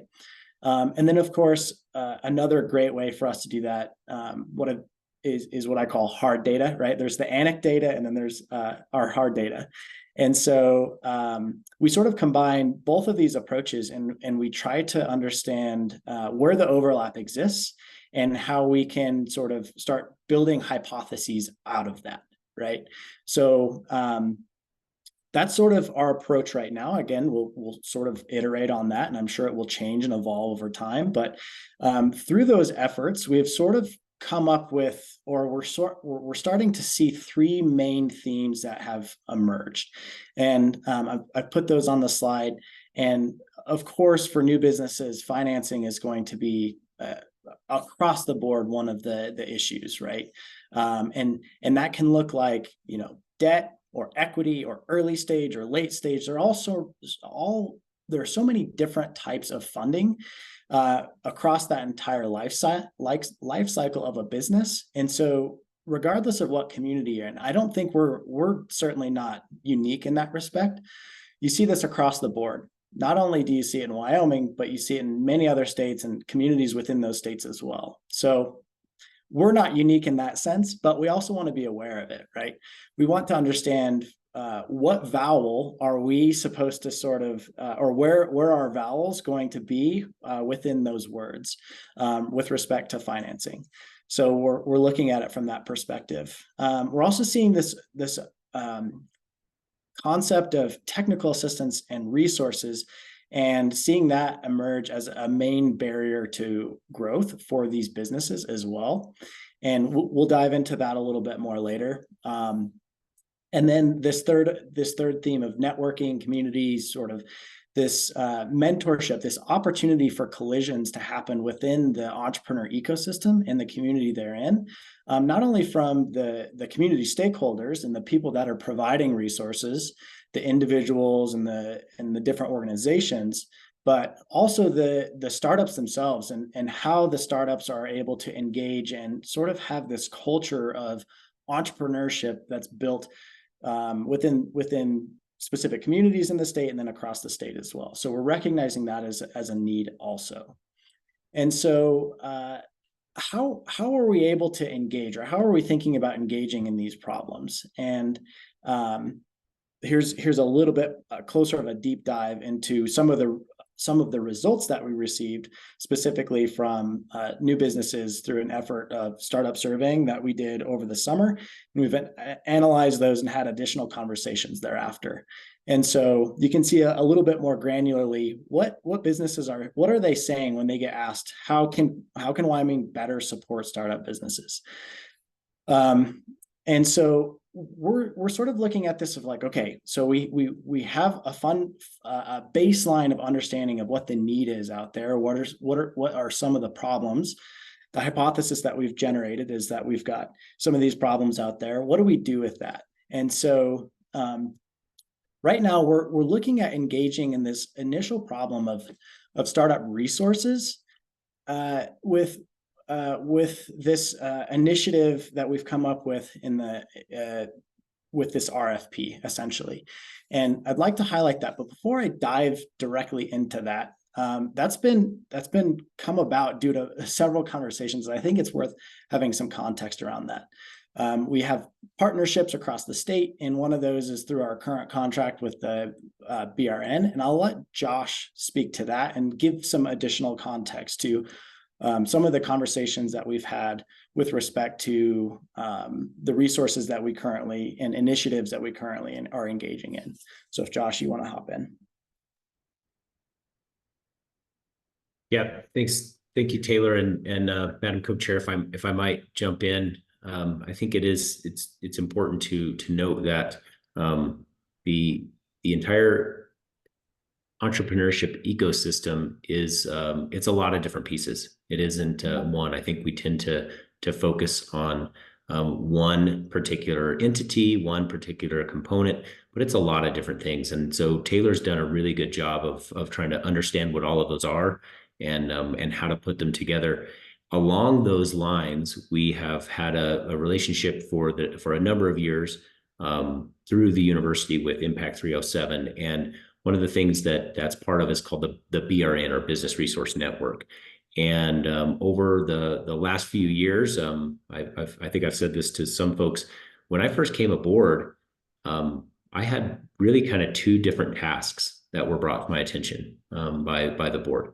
And then one of those tasks was to get BRC in a position where it was making business decisions. We could look at the return on investment that the state was making and make some really kind of hard decisions there. And I think we're doing a good job there. But the other element was to look critically at the business resource network and ensure that it was providing the services that we required and that it was providing the services that we contracted for with them. And over the course of the last 4 years, various things have taken our priority, maybe a little bit more. And we, in this last biennium, we had a chance to really kind of develop a scope of work, especially for Impact 307, and take a look at the services they provide and really be kind of direct about what we needed. And we found over the course of the last 18 months that we weren't really getting the services that we asked for and wanted. And so we began to work with them to really kind of find out how to unwind that. And how do we now look at the services that are required by the entrepreneurship ecosystem, and how do we get those? Because to us, it's about solving the problem, not continuing to support one particular entity over another. And so one of the things that we did is we began working with a gentleman by the name of Parag Chitnis, who's the Vice President of Research and Economic Development at the University of Wyoming, and began to develop a change to an amendment to the BRN contract to stop funding Impact 307 for this next 6 months, starting in January. We've worked closely with the leadership there at Impact 307, as well as Parag Chitnis, to do that.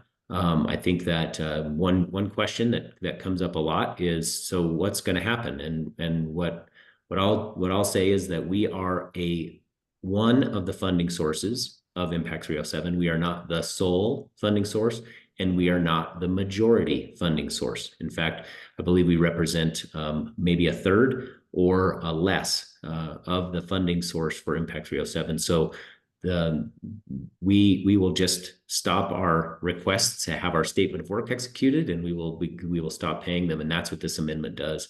And so I want to be available for questions and make sure that folks understand our perspective on that, and make sure that any questions that the board has that maybe didn't get answered in committee or other times get answered today as we move forward.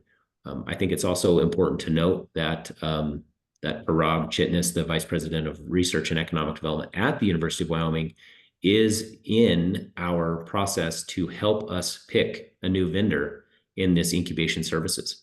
I think he sees it as a way to continue to keep us connected to the University of Wyoming and to keep our work toward solving this problem for the state together. And I really applaud him for doing that. But again, I'll stand for any questions from the board or folks to make sure that we're covering things as we move forward.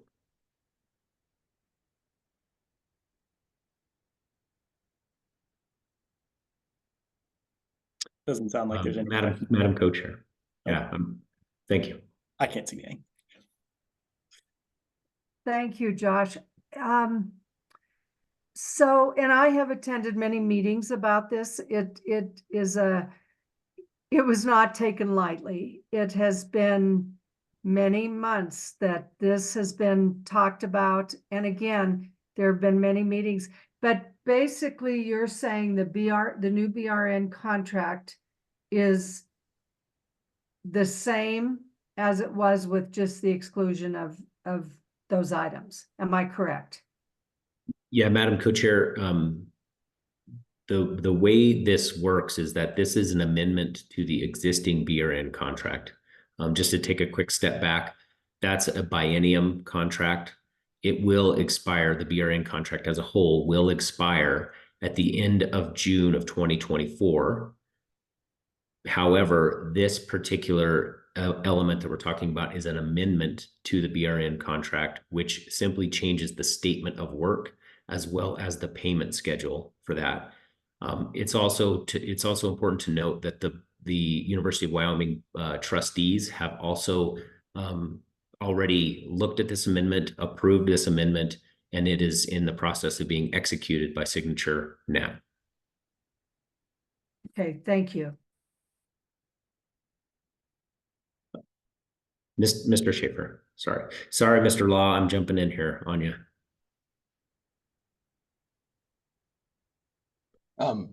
Thank you, Josh, Madam Co-Chair, Chairman Law. And I don't know if this is appropriate conversation here or not. We're in the details. Fine with the amendment, and I agree completely with the direction you're taking with Impact 307. My question more is the definition of incubation within the RFP, and I don't know if that's the role for a board member to get into that detail or not. But one of the things as we've been working in the entrepreneurship space, I've learned is there's a lot of different definitions for acceleration, incubation, and those types of things. And it might just be helpful to know how we're defining incubation and specifically what we're asking for in the RFP. Is it just these three things: technical services, mentorship, and community, or how the RFP was developed?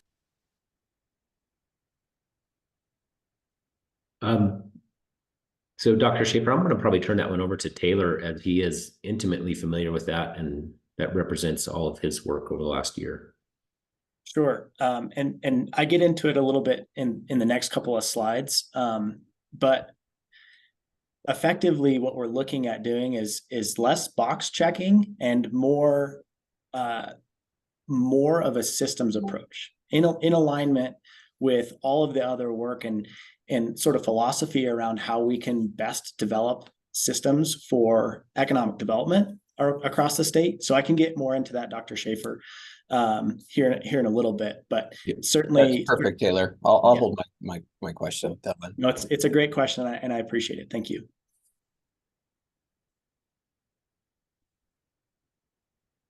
Mr. Committee Chair or Josh, if we are done discussing the amendment to the contract, we do need a motion from the board on the staff recommendation as noted in the board materials there. This revision will effectively remove $143,836.98 from the contract with the University for the Business Resource Network. So we, per staff recommendation, would like a motion in that direction. Thank you.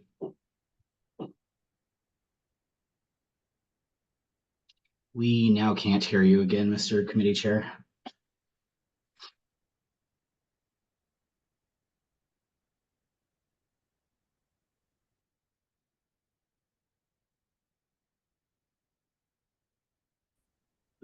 Let me see if I can help him out here by making the motion to approve utilizing Brandon's language. I would second that. You hear me now? We can. We can. Okay. Thanks for jumping in there. I'm assuming Madam Co-Chair. So it was Aaron, but we have had a motion and a second, Mark. Okay. To approve the amendment. Yeah, it's been moved and seconded to approve the amendment. Is there any discussion following that? Seeing none, all in favor signify by saying aye. Aye. Aye. All opposed, same sign. Motion passes. I'm going to keep my mute off because it seems like once it goes off, it never wants to come back on again. And I just ordered a computer here about 5 seconds ago. Okay. Mr. Marshall. We will continue with Taylor. Thank you. Thank you, committee chair and members of the board. I'll continue rambling on through the rest of my slides here. So thank you so much for the questions about the incubation services RFP and looking to understand that more deeply. So again, this is one mechanism that we're trying to engage with those problems, recognizing our role as sort of the vowels, if we're going to stick with the Scrabble analogy, right? So that's one initiative, and I'll dive into that here in a second. And then the other one is this startup resource mapping or startup journey mapping, if you will. But effectively, both of these are trying to directly have an impact on problems that we're seeing out in the ecosystem. Again, through all these different conversations that we've had across all these different partners and individuals across the state, and then also what we're hearing from the businesses themselves. And so with that, I'll go into more detail on the incubation RFP. And I'll get into where we're at in the timeline here in a second, but effectively what we're looking for here is recognizing some of the challenges that we've been facing or that we have faced with with past relationships and past initiatives, and how we can better engage with the startup community and engage with these problems. And so really the whole idea and whole purpose of the RFP is to put less constraints on, we really want, X, Y, and Z. What we really want is we want a system to be set in place with working with partners, working with individuals, however that looks. We want there to be a system in the state that can help address problems over time, right? New businesses there might be things that stay consistent and that new businesses will always need, and those things certainly seem to be true. But business needs do change, and we have to recognize that in order for us to really engage with those problems in the way that we're thinking about them now, is we need a system in place that can adapt to those needs over time. And so that's really the approach for the RFP. And so while I did put a few things out there like mentorship and some resources or programming, funding, like all these different things, it can get very minutiae very quickly, as you know, Dr. Schaefer, right? These labels on incubation and the definitions of acceleration and what those things look like, I think matter a little less to us. And what really matters to us is how we can really provide a baseline of resources that help solve those problems that really help move the needle for those companies to be able to grow and stay here. So without beating a dead horse there, I think it's really important for us to be looking at that this problem from that perspective of how we can build a system that addresses problems. And so really through the RFP process, we opened up the guardrails, so to speak, and allowed as much innovation in those proposals as possible for people who do this on a regular basis, people within the state, without the state, whoever's applying. We wanted people to think critically about what problems that they are able to solve through their services and how they can engage those over time. And so that's really what we wanted. We wanted innovation to come through in those proposals, and the ones that we didn't see, we did not move on to the next process. We're looking at this from that new perspective of engaging through the systems perspective. So at any rate, we released this RFP back in October. The submission deadline was a quick turnaround. About a month later, November 10th, we took all of those submissions and we down selected to a group of finalists in that second week, middle of November. Now we're at the process where we're going into oral presentations, where we'll hear more from that group of finalists, exploring what their ideas are and how we can come to better understand what this might look like. There are a lot of that's the problem with creating innovation or encouraging innovation within this sort of scope, is we don't have a lot of boxes that we can check. We can't say, they have this, they have that. It's really more about a mindset. And so we really want to find the partner that we can work with that has the right mindset, that we can have these open conversations about how we're solving problems for businesses and what that looks like, and really coming at this from a customer-centric view instead of a box-checking view. So the oral presentations will be a great opportunity for us to explore those more. We have a group of 4 finalists, so I anticipate there'll be a lot of variation across the board there, and I'm excited to see what happens and what comes of that. So more information on that process to come. In the meantime, we're also working on another project that I briefly overviewed, which is this idea of resource mapping. And really, you can think about this as a digital repository of business resources across the state. Now, that might have there might be specific resources or individuals that can help startups across different areas of the state. So we're recognizing that as well, but think about this as a means or a mechanism for new businesses to get closer to the resources that they need, right? This is a means for us to take what we already have and close that gap between the resource provider and the individual that would be using it, or the businesses that would be using it. So this sort of that's what it looks like from a high level, but this has a lot of implications that come with this. That sort of solves an initial problem where businesses might know that they have access to a specific resource, or maybe it already exists and they don't know that it exists. So it sort of solves that initial problem, this problem of not knowing what's out there. We're hearing that a lot. But it also helps us to do a couple different things that I think are really critical.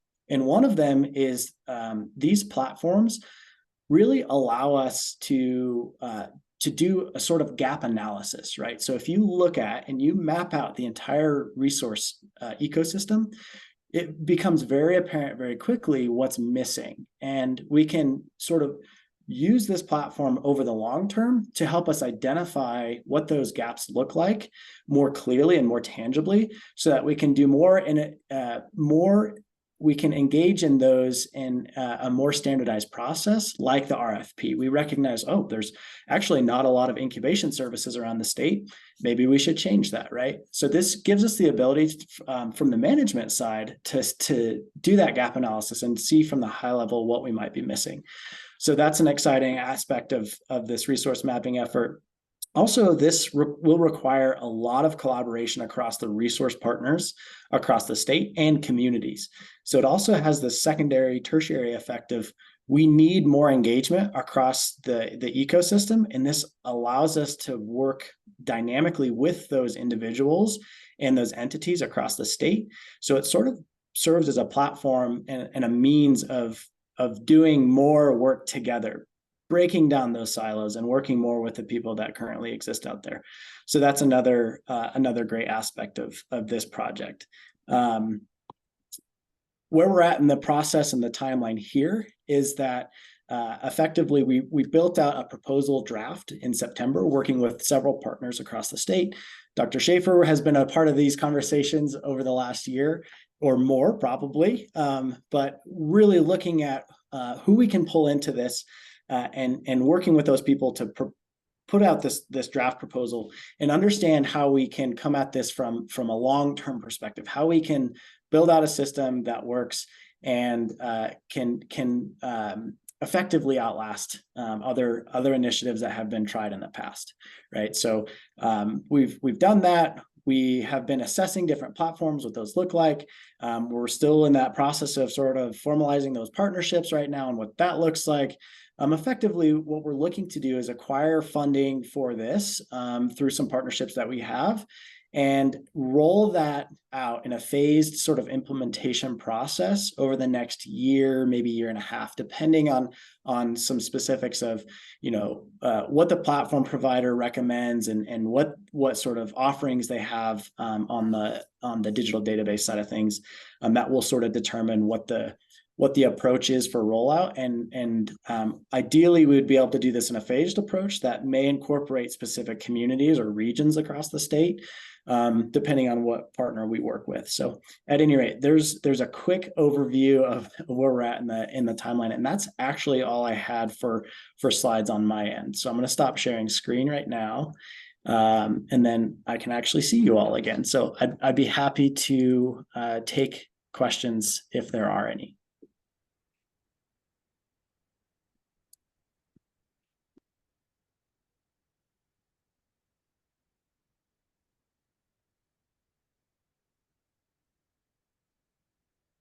See, board members, I was right. Rockstar number 1. Now for rockstar number 2 on the services team, if it's okay with you, Mr. Committee Chairman, bring up Kaylee, who can talk about her efforts in business retention and expansion. Good morning, Madam Co-Chair and Mr. Committee Chair, members of the board. I just wanted to provide a pretty brief update on a concept that I pitched to you all back in September about this BRE huddle and kind of the role that the state plays with BRE across the state. So let me go ahead and just get a visual up here for you.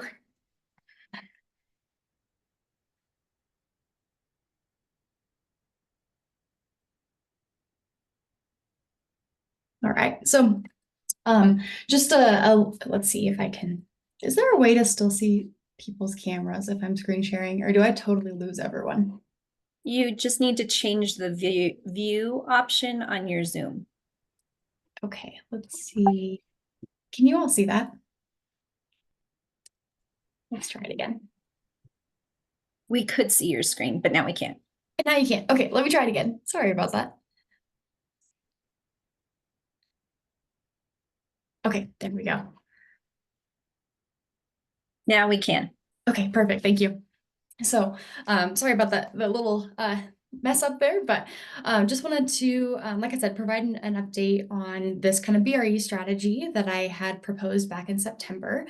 In September, this was truly just conceptual, and we hadn't even kicked off our huddles yet. So we've had 3 meetings to date, and we have another one coming up next week. So I just wanted to provide a little bit about what we've talked about and what's upcoming with that group. So as a reminder, this is the way that I envisioned building some local capacity on the local level to enable communities, whether that's EDOs or chambers, to enable them to build out their own BRE programs and connect with businesses connect with businesses and also help either bring some of the things we're doing up on the state level to their businesses, or vice versa, bring some of that information they're gathering from businesses back up to the state to help influence some funding policy and leadership activities that are happening on the state level. So this is just a visual of how I envision that information flowing. I think when I had pitched this back in September, it was vertical. So, and I felt like that was maybe a misrepresentation because it's not a top-down approach. It is more of a partnership and just kind of, as Josh has mentioned, building that team of thousands. So I ended up kind of moving that to be represented horizontally, just because I think that's a better representation of how those relationships flow. So in September, we kicked things off. We had about 21 participants. So we had out of all the invites that went out, we had about half of the folks join us. And in September, we really just measured where everyone's at with their BRE programming. So are they in a space where they don't have a BRE program, but they want to create one? Do they have a rather informal BRE program and maybe they want to bolster that and improve on it? Or do they have a formal program? So we had folks from kind of all across the board on that. And then we also discussed maybe like what our agenda was going to be moving forward, because we keep that pretty consistent. In October, we talked about how BRE intersects with recruiting and how in order to be really good at recruiting new business to your area, you need to have a really robust and really strong BRE program. So you need to be able to demonstrate that you are supporting the businesses that exist in your community already. And I think that helps support a lot of those other activities that come later. So we discussed that. Part of this this group, like I mentioned, we have a standard agenda, and one of the things that we talk about is our BRE success stories from the last month. So I really wanted to shed some light on the BRE work that's happening right now that maybe we don't brag about. So that's something that we talk about every meeting. I apologize for the small text here, but these are just some examples of some BRE wins that are happening right now out in communities. So, people had some really unique partnerships going. There was some expansions in industry that maybe hadn't expanded before. So really some unique wins there. In November, we talked a little bit more about managing your BRE program. Once again, we shared some of those success stories. So November was really fun because there was a lot of Christmas things happening. So lots of Christmas events that I view as BRE activities. They're helping support those businesses in their communities and give them a platform to connect with customers. The other thing that we look at is what trends are folks measuring in their communities? And so there's quite a few things that people are measuring in order to indicate kind of where they are in that BRE space. So we discussed that a little bit. Moving forward, we're going to keep meeting monthly for that 30-minute window. We're going to talk about, like I mentioned, I think back in September, this is hyper BRE focus. So we're going to talk about all these topics, but with that BRE lens, we're going to help folks build out their own BRE toolkit that they can fall back on. Something I'd like to improve in the future is helping folks, when we talk about what trends are you measuring, actually bring in some more hard data, as Taylor mentioned, to help back up some of those trends that they're measuring and actually aggregate that to influence some decisions on the state level. So we're not quite there yet. I think data is something we've learned, or at least I've learned. That's kind of a weak spot for me. So I'm doing some things to help bolster that on my end. But I think also helping communities figure out how to collect that and report that accurately is also a piece too. So that's something I'd really like to work on. The other thing I'd like to work on is just getting more participation. We did run into some scheduling issues where folks had some other standing meetings and so they couldn't join us. So I think we've maybe fixed that for this next meeting. We're going to move it a little later to encourage some more participation. But yeah, I think this has been a really fun a little bit of kind of a pilot to help build some local capacity in different communities and build that BRE team across the whole state. So I'll go ahead and pause there and stand for any questions. Any questions?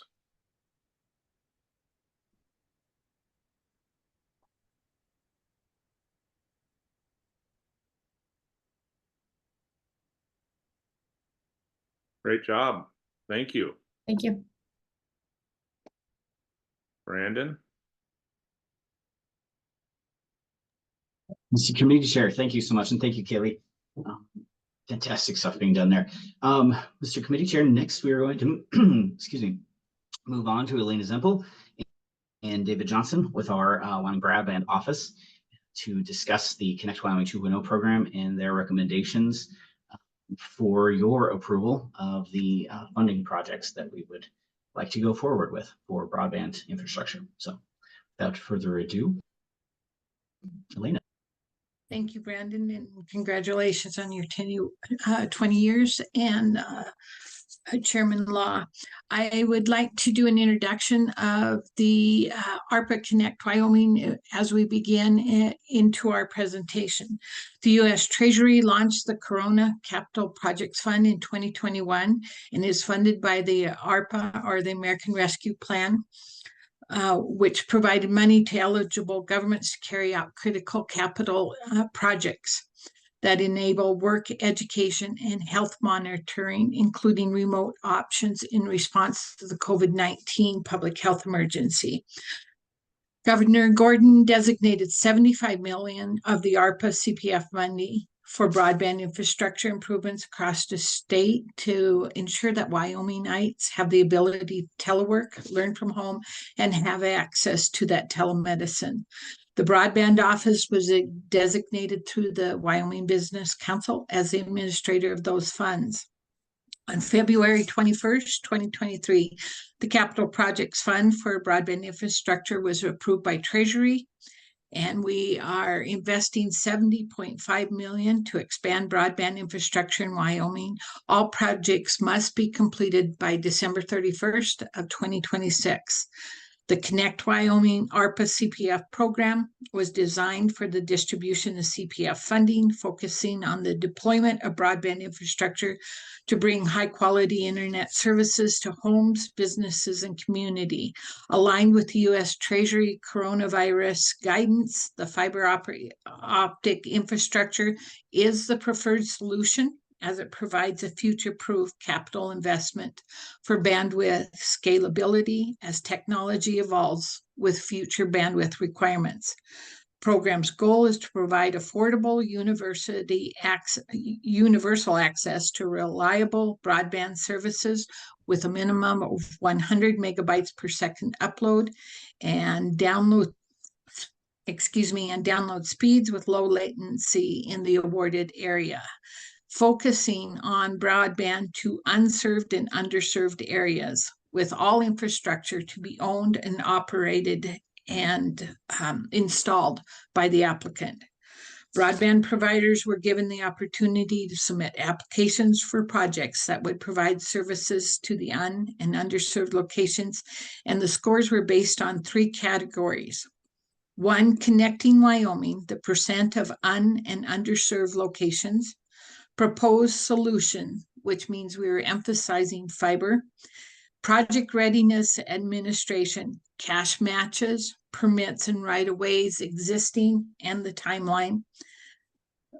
Following the application, we received 116 applications with a total of 413 million in total project costs, with 88 million of that as match or provider contribution.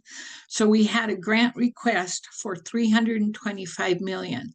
So we had 70.5 million to distribute with, so this program was highly oversubscribed.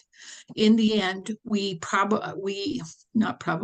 did fund approximately 22% of the applications that were in, either in part or in whole. We retained a separate firm, a third-party firm, CTC Technology, as an independent, non-biased consultant to review the applications and make a recommendation to the council for the grant awards. 32 applications are being recommended for funding today that total $70,499,575.08. It's as close as we could get to 70.5 million without going over. So we appreciate your consideration of these. I do want to add, and it's always scary when I start talking off the top of my head, but I'm going to do that. When we went through these applications, I asked David and said, so tell me, how many of these are good applications? And David said, they all are. They all are. And we, they provided connection for some very rural areas. They provided connection for some, and I use that term very lightly, urban areas in Wyoming. They're across the board. We did not put in our scoring matrix the cost per pass. What we wanted to do is we wanted to look at these applications in light of the BEAD application, the BEAD money that will be coming down the road in the next year and a half of 348 million. What we wished we had was 325 million to fund all of these projects. We think we could have made although we made a pretty big dent in the unserved and underserved locations and what we were doing with this 70.5, we could have done even more if we had more money, but doesn't that sound like everybody? So with that, I want to introduce to you David Johnson, who is our technical consultant with the Wyoming Broadband Office. And also with him is a gentleman named Mitch Hergert. He is with CTC Technology.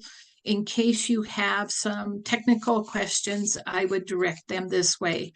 With that, David, I believe that Ben can pull up the 2 sheets that indicate the awarded projects, and I will turn it over to you.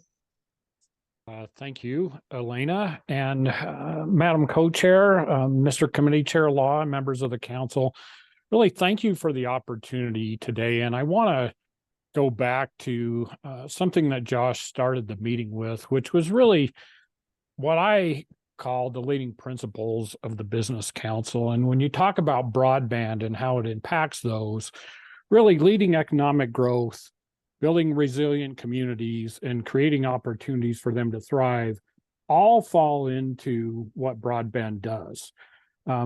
This program, as Elena stated, was a starting opportunity for the state to really begin to provide grant funding to serve the unserved and underserved locations in Wyoming.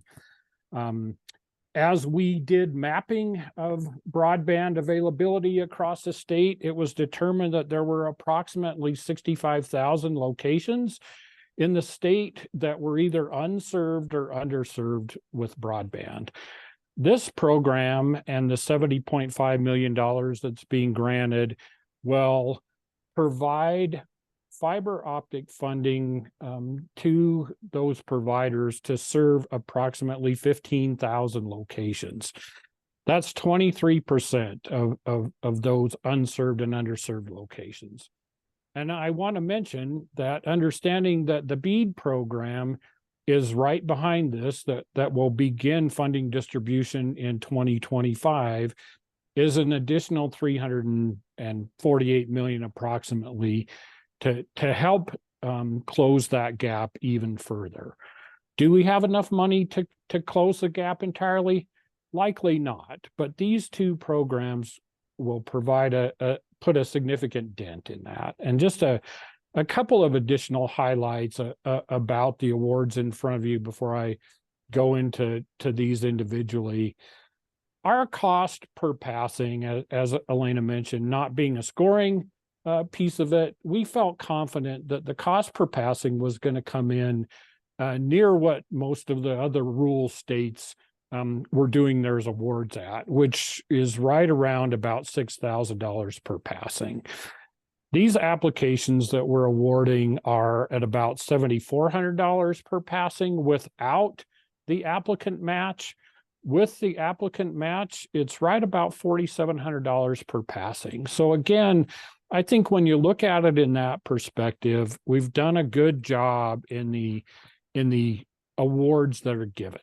And as Elena said, it was based on a scoring criteria that was developed early on in the program to meet the program goals, to meet the Treasury goals, and to meet the vision of the governor in supplying funding to close the broadband gap in Wyoming. There are project awards in 14 of the 23 counties. The county with the least amount of broadband connections was Crook County. The awards that are being presented to you today provide connections to approximately 1,900 unserved and underserved people in Crook County, which again is significant. You look at another significantly broadband challenged county, which is Fremont County. Fremont County is another one where there's almost 3,000 connections that are being awarded in here.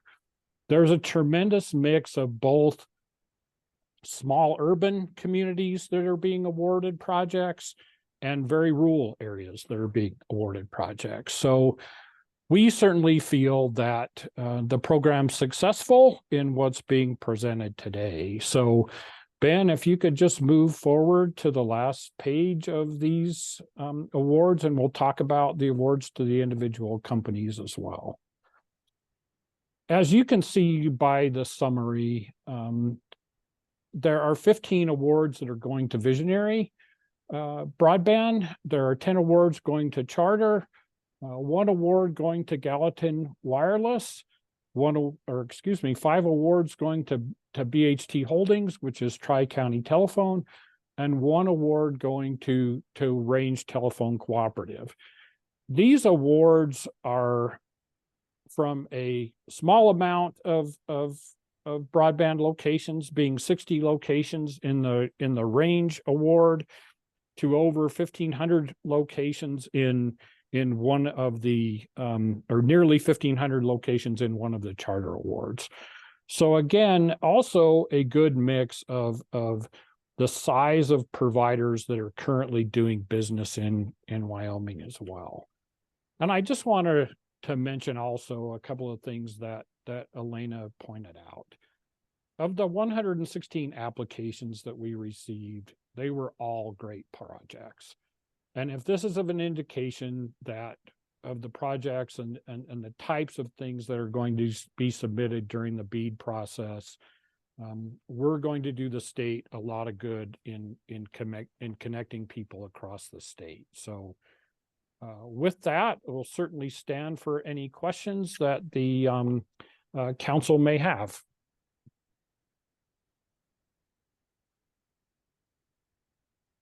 Any questions?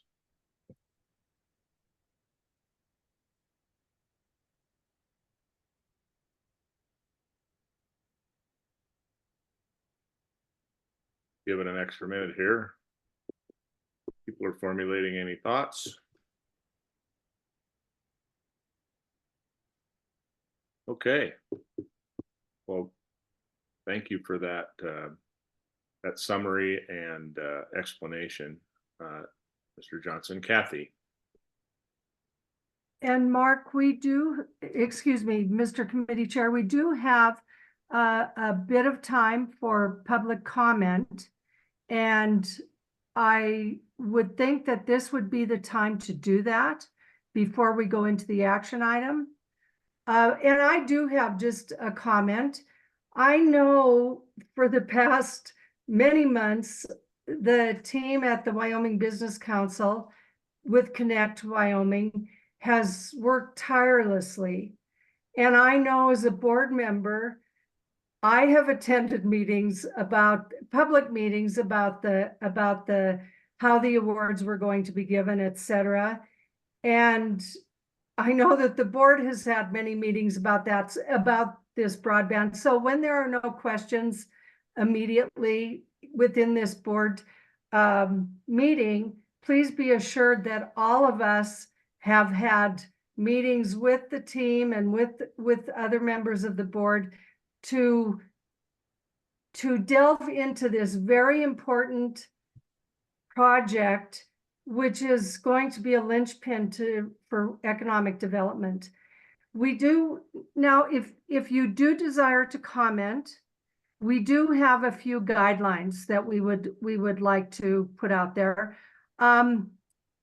We are going to give 2 minutes to each individual or organization that they are representing. And please, no repetition of comments already made. If in other words, if someone has already related an opinion or a comment following it that would be basically the same, please withhold your comment. And only comments are allowed concerning the ARPA awards that we are voting on today. There won't be any comments about future awards, etc. So if you desire to comment, please raise your hand and you will be called in order. And Amy or Ben, can you help me with that? I don't see everybody on the screen, so if somebody could help me with that, I would appreciate it. Also, when you get up to comment, please state your name, your address, and the organization you represent clearly so we can get it for our minutes. And that's how we're going to handle the public comment. So, Mr. Committee Chair and Amy, I see you're on there. Thank you. I appreciate the help. Thank you, Madam. Madam Co-Chair and Mr. Committee Chair, we do have 2 people who have raised hands at this point. We have Mr. Jason Hendricks and Ms. Adria Tremblay who have raised hands. Ben is working on moving each of them in to be able to allow them to be able to speak. So I think you see Mr. Jason Hendricks on your screen right now.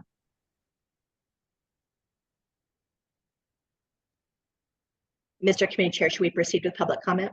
Please. Mr. Hendricks, if you could please state your name, address, organization that you represent, and then again, the 2-minute comment. Sure, I just started my clock to make sure I'm in my 2 minutes. Good morning, Madam Co-Chair, Mr. Committee Chair, members of the committee. My name is Jason Hendricks. I'm with Range. And first off, I'd like to commend the broadband office, Elena, David, and their team for their hard work on the grants. I know it's a lot of work in a short period of time, and I just want to let you know that we as providers, at least us in particular, appreciate it. And I'd also like to express Range's gratitude for the recommended grant award for Weber Mesa. We're looking forward to completing fiber projects in that area. I'm speaking today to express Range's concerns about 2 projects, specifically Project 37, which is the Gallatin Wireless Celerity Networks project, and one of the charter projects, project number 83. We are planning to deploy fiber to some of the customers in the recommended project areas using federal universal service dollars. Specifically, of the 454 Project 37 locations, we plan to serve 78 of them. And of the 1,428 Project 83 locations, we plan to serve 92 of them. So these deployments are part of our commitments under federal ACAM program. We have to do 6,678 broadband service location build outs by 2028. And this is part of these projects, or these locations are within what we plan to do. Unfortunately, those aren't considered to be enforceable commitments under the Treasury guidance or the Connect Wyoming rules, because the requirement is only for 25.3, even though we plan on doing fiber to them. So since it's not an enforceable commitment, the challenge process did not apply to these grants, but we did provide the information to to Elena and our team anyway. I'm right up against 2 minutes, but with this as a background, my request would be that you, my request is that you pull these from consideration. Sorry for that. Today, and that they instead be considered for carve out, specifically to carve out those locations that we already plan to do. We are going to be doing it. We are going to be providing a fiber to those customers. And if the state proceeds with providing grants for those projects without a carve out, it would be subsidizing competition rather than providing broadband to unserved customers, as ARPA and the Connect Wyoming program intends to do. So we're willing to enter into any kind of an agreement to show that we would do these build outs. We are planning on doing them. But if you were to carve those out, under my estimates, under the average cost per location, it'd be roughly about $3 million that could be used for broadband projects in other areas. So with that as a background, I'd stand for any questions that you might have, and I'd respectfully request that you consider our recommendation. Mr. Hendricks, thank you for your question and comments. Thank you. Madam Co-Chair, Mr. Committee Chair, I'd like an opportunity to then quickly address Mr. Hendricks's concerns. Please, Mr. Johnson, proceed. Yeah, again, I would like to thank Range and Mr. Hendricks for expressing their concerns. As he noted, we looked at what the enforceable commitments were according to not only the program guidelines, but the guidance from Treasury as well. It was determined that what Range has to execute on was not considered an enforceable commitment, as Mr. Hendricks did confirm. So it was in the best interest of the council, for a timing perspective, to get broadband to those folks as soon as possible, to proceed with granting the projects that were identified in those areas. So with that, Mr. Committee Chair, I believe that addresses the concern. Thank you. Thank you, Mr. Johnson. Ms. Grenfell, do you have any more? Yes, Mr. Committee Chair, we've got two others who would like to speak. Adria Tremblay is next in line. Please. Thank you. Thank you very much, Madam Co-Chair and Committee Chair and members of the board. My name is Adria Tremblay. I'm the Regional Manager for the Range Du Bois office, but I'm also the current Vice President of the Wyoming Telecommunications Association. And I'm offering comments on behalf of the association today. We are an association primarily of rural telecommunication providers in the state of Wyoming.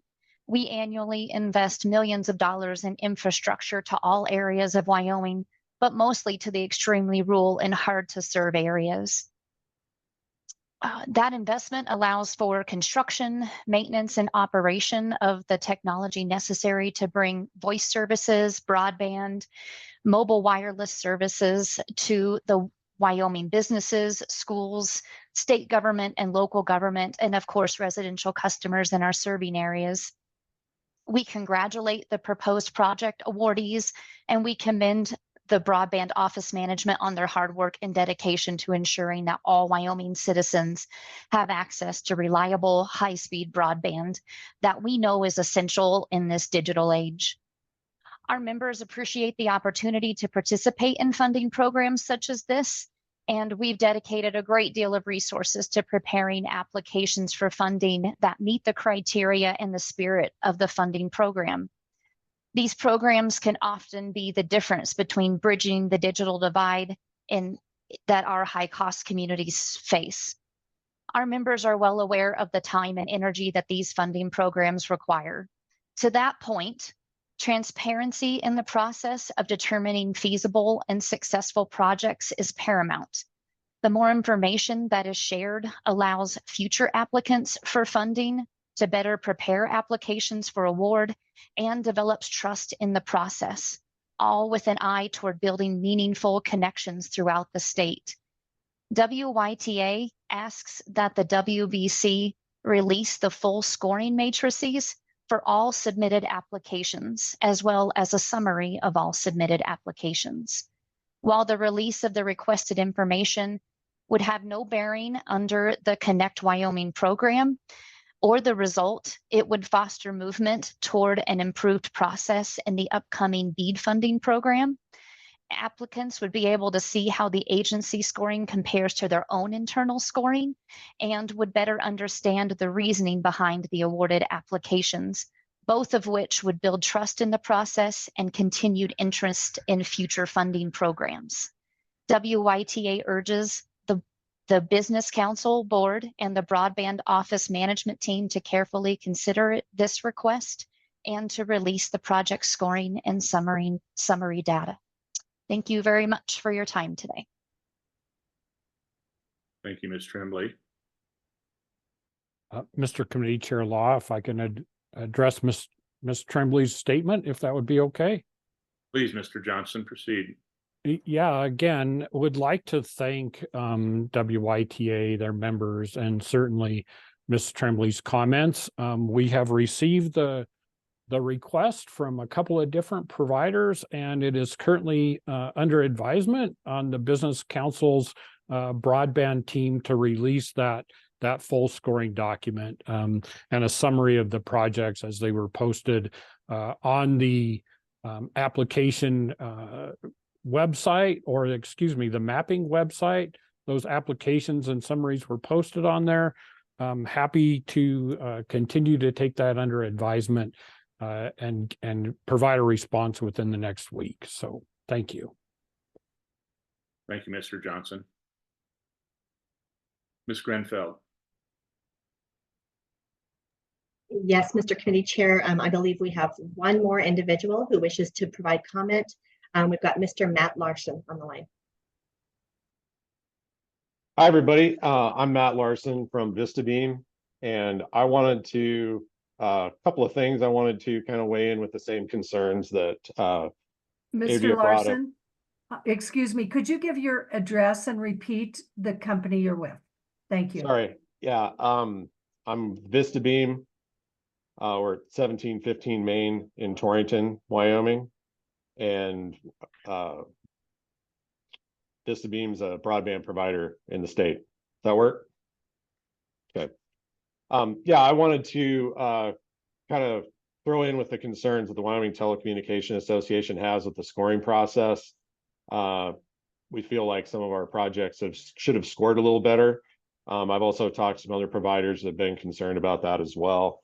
And then I wanted to specifically talk about one grant application on there, one for the Glendo area that was referred to, recommended for visionary. In that, just want to give a little background on our relationship to that area. We've been providing broadband in Wyoming since 2004. We were the first provider to put broadband into the Glendo area starting in 2006. Since that time, we've regularly upgraded, improved speed, coverage, reliability. We've got a track record of providing good service at affordable prices. We've also been awarded subsidies from the federal CAF2 and RDOF programs to provide service to locations in and around Glendo. And we started planning for construction of fiber to the premise in that area. So we felt like it was a good application, Wyoming Connect. When the recommended projects were submitted, I was pretty dismayed to see Visionary's Glendo project listed as one of the recommended awards. I feel like there's several reasons why our application should have been considered as opposed to that. First is the service area maps for both projects are nearly identical. We actually passed more locations than theirs did. Both are proposing fiber networks. We already have substantial infrastructure customer base and obligations we have to serve in CAF2 and RDOF in and around that area. According to the National Broadband Map, Visionary did not have service available in the territory of that project, so this will be a completely new service area for them. And then finally, the maximum grant amount of our proposed project was $1,062,000 less than the potential grant award for Visionary. I asked Elena for some clarification on the scoring, and some of the information I got back was very helpful, but it would have been helpful earlier in the application process to look at. For one thing, a big part of the difference in our scores had to do with community anchor institutions. And when I went back and reviewed the data we received from the state indicated 3 community anchor institutions as being residential, as opposed to CAIs, which I believe affected the scoring on our application. We also discovered a couple other things that I think were worth considering. One was the burden of proof required for the question on the application asked if all permits were in place for a project. Visionary got a higher score on that than we did. I have a hard time seeing how that would be, depending on what my understanding of what all permits means everything you would need to do the project. And I think it would be almost impossible to have all the permits this far ahead of construction. So I wanted to express my concerns about that. And if nothing else, I think it would be worth taking that one off the list, just because I think it's going to be a waste of money in some ways. And it's also going to be substantially adverse to the efforts that we put into that area, basically by having the state pay to overbuild an existing provider. And to that, I'll conclude my comments. Thank you for your comments, Mr. Larson. Yeah, Mr. Committee Chair, if I could take a brief opportunity to address Mr. Larson's concerns, and I would ask that Mr. Herget have an opportunity to weigh in as well if there's something that I don't cover. Please proceed. Yeah, I think I want to tell Mr. Larson that Vista Beam's investment in the state is certainly valued, has covered a great deal of area that was not covered by incumbent providers, obviously because of the distance between locations and the rural nature. So certainly his company is applauded for what they've done in the state. The applications in comparison were certainly vetted by the CTC team. So with that being said, there were scoring adjustments that were done if the team felt like something was scored improperly. At the end of that process, we awarded the applications to those projects that scored the highest with the amount of funding that we had available. In this particular case, as we make difficult decisions, the Visionary project scored higher for reasons that were provided to Mr. Larson. And beyond that, we've certainly offered their firm an opportunity to meet with the broadband team, including CTC Technologies, to go over their particular applications and how they scored against the others that were awarded. We're certainly offering that to all the providers that submitted applications. There were a number of providers that received awards that had applications that were not awarded. As you can imagine, some of the larger providers had submitted greater than 20 applications, with only a portion of those being awarded. So at the end of the day, we're confident in the transparency of the program over the last 18 months. And again, feel like we've awarded the applicants that scored the highest based on the input that they provided and the vetting that was done by CTC. So with that, Mr. Herget, I would ask you to address anything that I have not that you feel would help answer Mr. Larson's questions. Madam Co-Chair, Mr. Committee Chair, members of the council, thank you for the opportunity to speak here today. Regarding Mr. Johnson's comments, I don't think I have much to add on that. I would agree with everything you said there, David. We did look at each of the applications and all of the items to make sure that, to the best of our knowledge, the scoring was correct. And the applicants did submit the specific items that went into the scoring. So we did review those for accuracy, and the scores were processed through the Salesforce system as submitted by the applicants, but reviewed by us. Thank you, Mitch. All right. Thank you all that have provided comments. Appreciate those. And Ms. Grenfell, is there anything else? No, we don't have any other individuals who voiced a request for a public comment. Okay. Any further comments from the broadband team before we consider action on this item? No, this is as the broadband coordinator or whatever my title is, we've had, this wasn't an easy process always, but and again, I'll reiterate, we wished we had more money to distribute. There was a lot of folks out there that could have benefited from that. And we were working within the parameters that we have. As you contact me, please let me give this, please contact me through via email, and we will schedule those meetings with you and bring CTC in as we discuss the publishing of the scoring criteria and the scores from each individual application along the way within, and we'll let you know how the Wyoming Broadband Office will proceed with that. At the very least, know that you will have an opportunity to discuss your specific applications. Please email me and I will schedule those meetings. Thank you for your participation in this.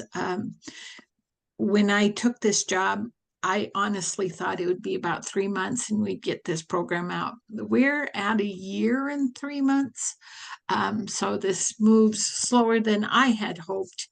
But with that, slow is smooth. And what is that, Amy, that we say, or Josh?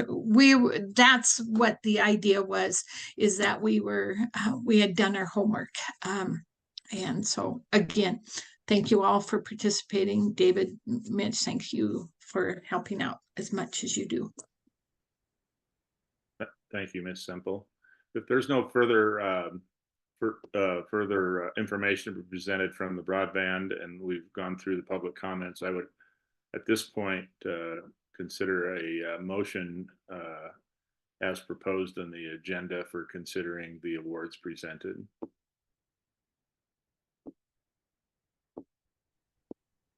So moved.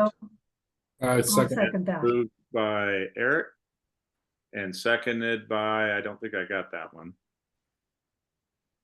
Either Kathy or me, Mark. I think you could pick. Okay. Well, Kathy gets all the questions, so it's been seconded by Derek. It's been moved and seconded. Is there any discussion on the motion as presented? Any discussion? Hearing none, all those in favor of the motion as presented signify by saying aye. Aye. Aye. Aye. All opposed, same sign, please. Motion passes. Thank you for the immense amount of time in putting this together to bring this to a culmination at where we're at right now.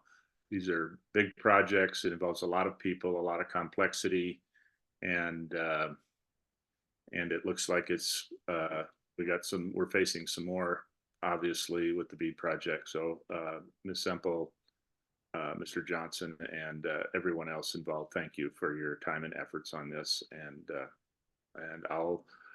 I think that I can turn this back over to Madam Co-Chair. Thank you, Committee Chair Mark. Now we will go on to the Operations Standing Committee, which is chaired by Derek Smith. Thanks, Derek. Wonderful. Thank you, Madam Co-Chair. Just a couple quick items coming from the Operations Standing Committee. Just wanted to make a quick remark or two before. As we're all used to, normally Ms. Orr presents this information, but she actually has to be out today. So Ms. Grenfell is going to stand in her stead and do a fantastic job as usual. So with that in mind, I just want to briefly take a second to acknowledge the significant efforts from Ms. Orr and Ms. Grenfell, especially since our last meeting regarding this audit process. There have been multiple hurdles in this process, and it's involved a lot of coordination between multiple state agencies as well as our auditor to get to the point where we're at. So just want to acknowledge that with the rest of your board, and Amy will explain it a little bit further. So I will pass that off to you, Ms. Grenfell, to address the audit. Thank you, Mr. Committee Chair, Madam Co-Chair. So as you mentioned, Mr. Committee Chair, our accounting manager, Lindsay Orr, is not in today. She is tending to a small patient in her household who had his tonsils out this morning. So if you send her well wishes, and I'm sure there's lots of ice cream happening in her house right now as well. So the first item, Mr. Committee Chair, is an update on the fiscal year 23 financial audit. So just as a reminder for the members of the board, our fiscal year does end on June 30th each year. And so this financial audit is actually to cover the time period of July 1st, 2022 to June 30th, 2023. That is fiscal year 23. This board did approve a contract for an independent audit by McGee, Hearn and Pies earlier this year. And so MHP, or McGee, Hearn and Pies, has been working on our fiscal year 23 audit in the last few months. We are still waiting with anticipation to see a draft of that audit. And I actually just checked, since we've even been on this meeting, to see if the audit draft has yet been released, and it has not been. We do expect it any day. We are expecting that audit to be complete by MHP before December 31st to comply with the state of Wyoming's audit deadlines. And so once that audit draft is released, we will be working directly with the operations committee to do a detailed walkthrough of that audit with the MHP team. And then we will be bringing forward the audit for full public review and consideration by the board of directors at our February board meeting. So just wanted to note that we're kind of in an in-between timeframe still on that audit draft and waiting for that draft.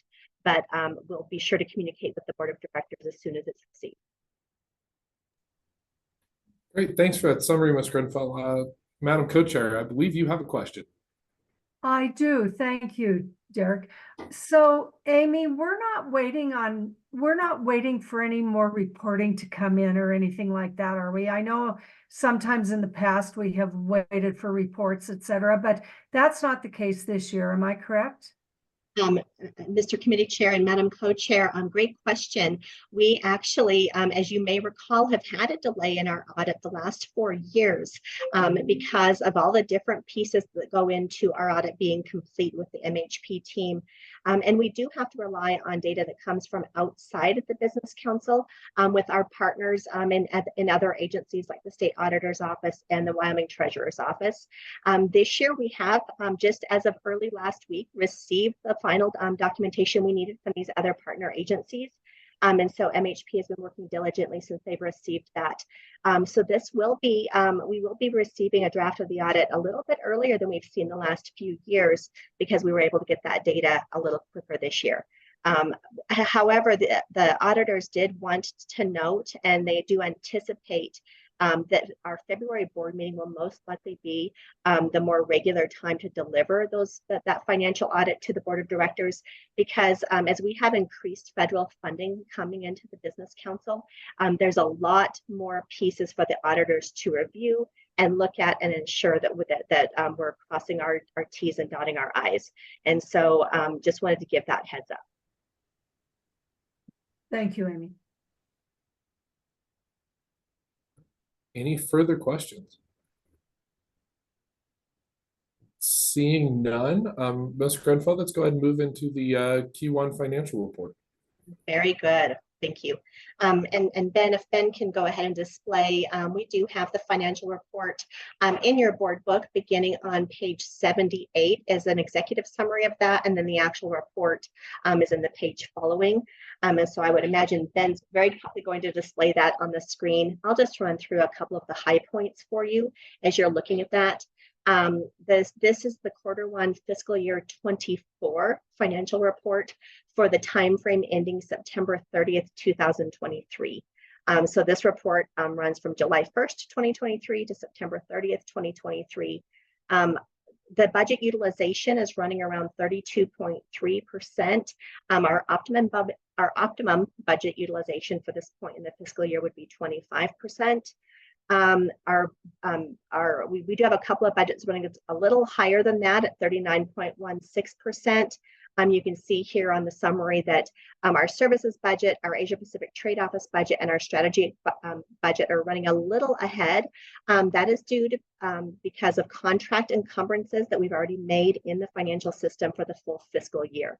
So I think you'll see that utilization start to balance out as we progress in the fiscal year. Federal funds, expenditures on our federal programs for the first quarter of the fiscal year were $1.4 million. The State Small Business Credit Initiative, or SSBCI, some may know that as our Wyoming Venture Capital, or YVC initiative, had available cash of $12.72 million and invested $6.5 million in direct investments as of September 30th. In the agency funds section, the Economic Loan Development Fund has an available budget of $25.55 million. 25 million of that 25.55 million is for large loan projects. Total available cash as of June 30th is 40.02 million. And again, the bulk of that is reserved for large loan projects.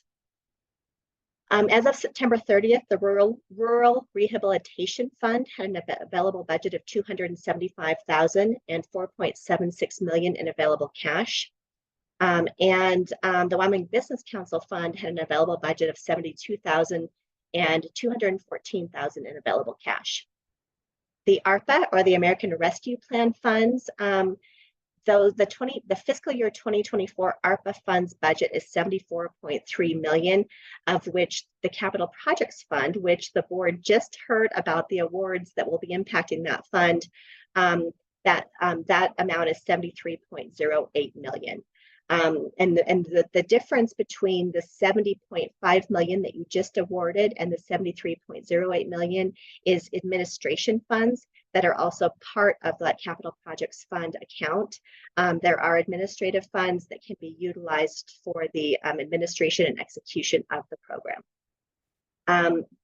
In budgeted expenditures during the 2023 general legislative session, we were appropriated an extra $30 million for BRC and $5.5 million for community facilities projects for fiscal year 24. The grant budget now makes up 56% of our total budget, which is up from 41% as of June 30th. Those are the high points, Mr. Committee Chair. I will stand for questions. Fantastic. Do we have any questions from the board regarding the Q1 financial report?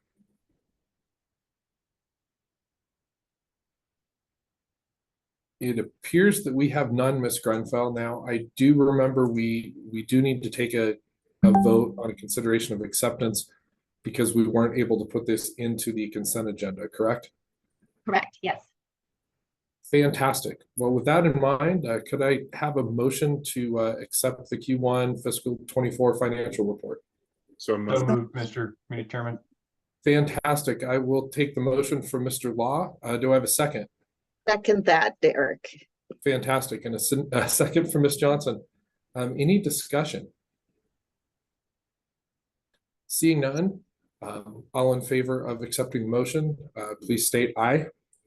Aye. Aye. Aye. All opposed, same sign. Appears motion carries. Thank you very much, Ms. Grenfell, for the great explanations there. And Madam Co-Chair, the floor is yours. Thank you, Derek. So it is right now 11:35. We have not had a break since the meeting started. So what I'm proposing is that we stop now and return at around 12:15. Take a few minutes extra for lunch, and just all we have left are the strategy commit, not all we have left, but we have left the strategy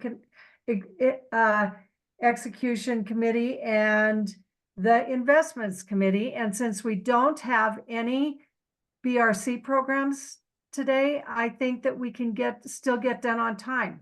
So let's take a break now and return at 11:15. Just to clarify, Mr. Massey, 12:15? Or 12:15, yeah, sorry. I'm trying to backdate myself. Yeah, 12:15. So if that sounds good to everybody, we'll take a break right now.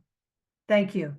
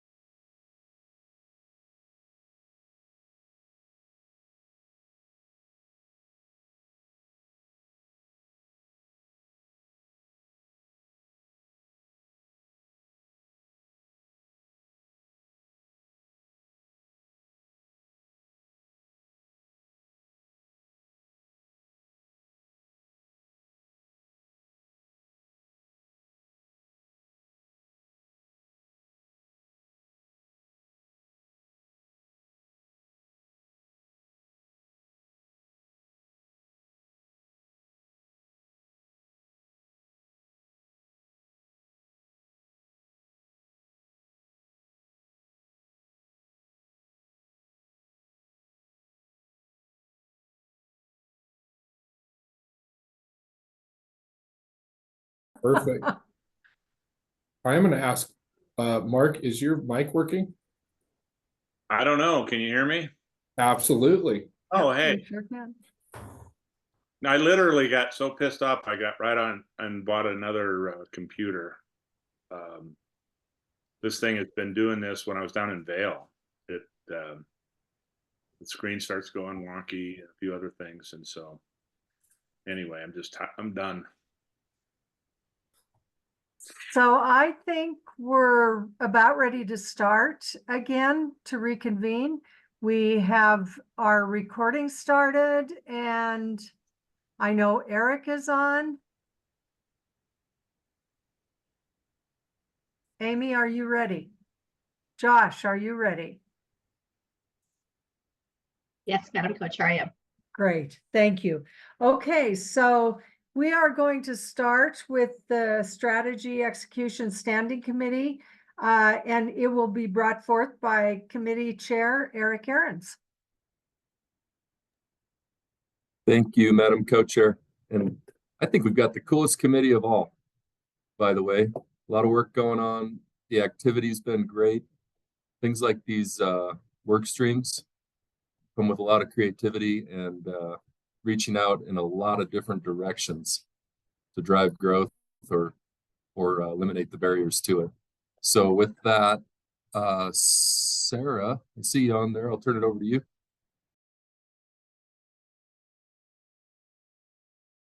All right, thank you, Mr. Committee Chair and Madam Chair. It's wonderful to be here today, and we won't take up very much time at all because we did have quite a bit of time to walk through all of our strategic work streams yesterday and put a little bit of context around that. But just wanted to kind of wrap up that conversation by repeating again that analogy of the streams. And so I'll show you this picture. I'll just flash this up really quickly. Again, this is what we looked at yesterday. And I wanted to bring this back up again in the context of what all has been happening today, and what you've been hearing about today through the services committee presentation with all that's going on in broadband, in entrepreneurship, what's happening in the operations, as well as what you'll hear about coming up next in the investments committee. Because all of our strategic work streams that are part of the P2P sort of system follow this way of working where they find their own path, but they're all connected by the same process and the growth challenge. And that's also true of all of the work that's really being done in all of our divisions. And so I just wanted to bring this up front and center for all of you today to just reinforce how everything that we do at the Business Council is really all tied together. And then we were really serious yesterday that we do love it when you all get curious and reach out to us. And so again, if there were any of the work streams that you heard about yesterday that you are interested in, please just reach out to that work stream lead. And I know that of a couple work stream leads who were inspired by yesterday's meeting to reach out to some of you. So be expecting that as well.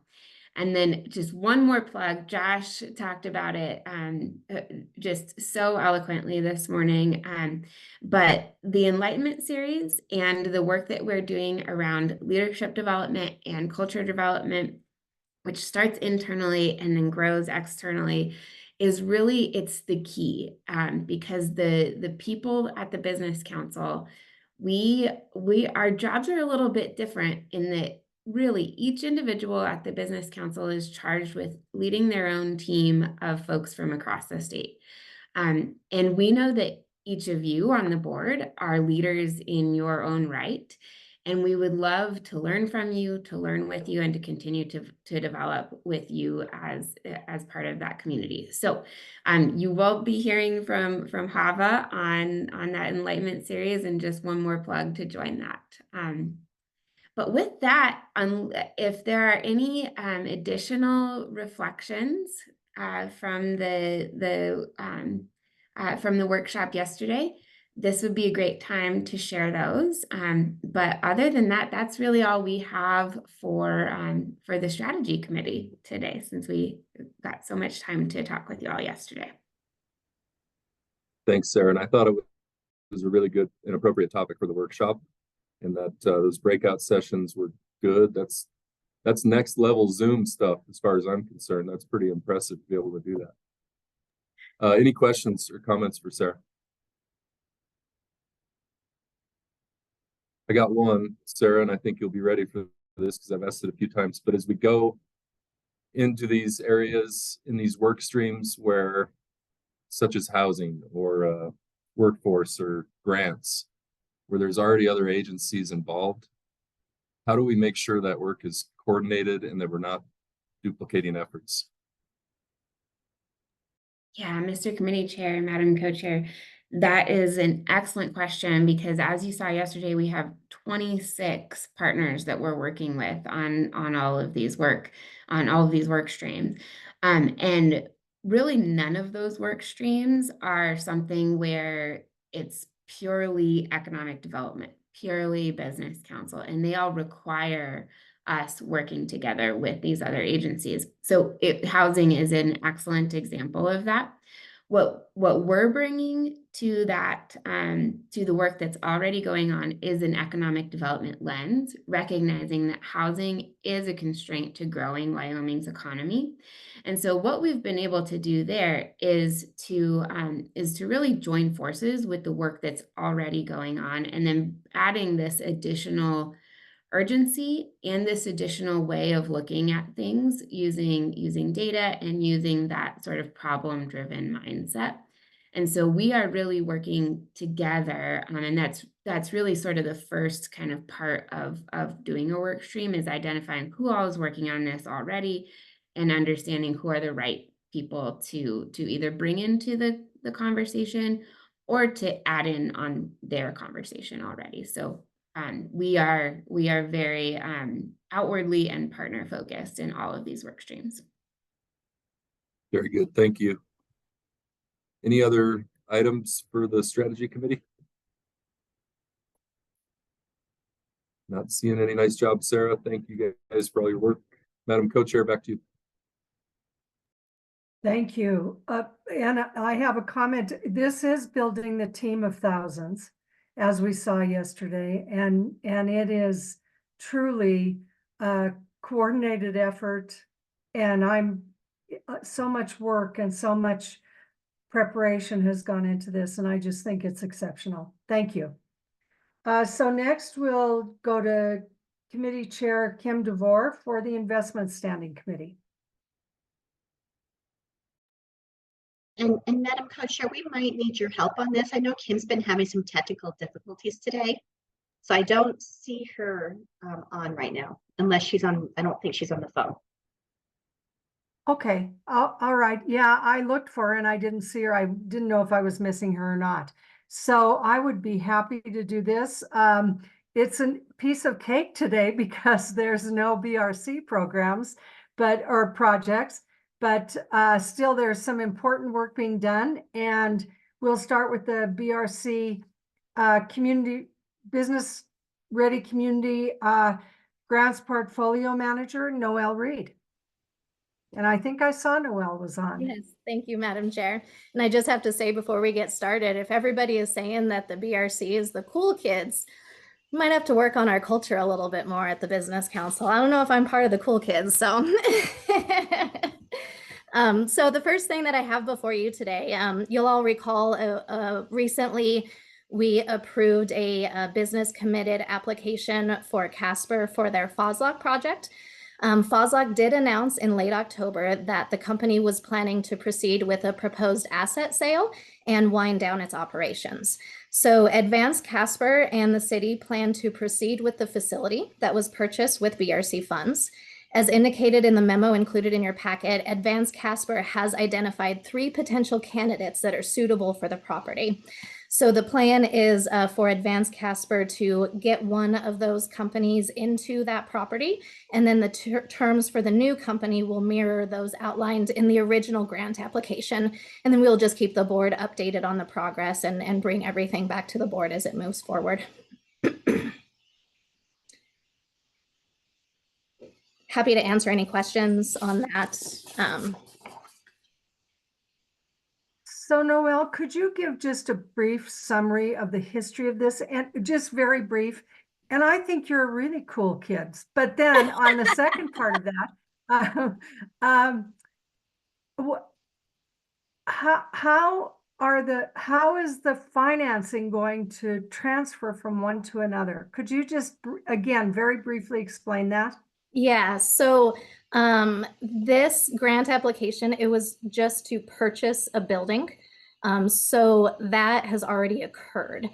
So our finances have already been submitted. So right now, Advanced Casper, they own the property, they own the building, and they're moving forward with trying to recruit a company into that facility that they now own. And then they'll move forward with a very similar lease and purchase agreement that what we had approved when we saw the FOSLOC application. So it'll be a very similar process. It might just take a little bit of time before we start seeing any lease recapture on that. Okay, thank you. Yep. Thank you, Noelle. Okay, so continue on. You have some BRC rules to talk about. I do. So the BRC rule revision has gone through, and they were approved by the governor with just 2 line item vetoes on November 11th. So the 2 line items that the governor vetoed included the first one, we had put in their revenue recapture percentage to the BRC account may be increased above 25% at the discretion of council staff. We need to put in a maximum percentage as part of that, and we did not in the original revision. So the governor did line item veto that. But it's just something that we can rectify during the next rule revision process. And all we'll have to do is just say not to exceed 80% or whatever percentage we plan to put in there. And then the second one was in the loans section. We had made some language changes regarding when an election determination needs to be made. It doesn't really affect how we approve loans or anything. It's more something with the local jurisdiction and the Attorney General, but it's something that we can discuss further with our Attorney General and make whatever language revisions we need to during the next rule revision process. But since the rules were not fully adopted until November 11th, the projects that will be before the board at the February board meeting will still be under the old rules. So the $3 million maximum awards, the lower match percentages, those types of things. But any application that we receive after November 11th will be under the new rules. Does anybody have any questions there?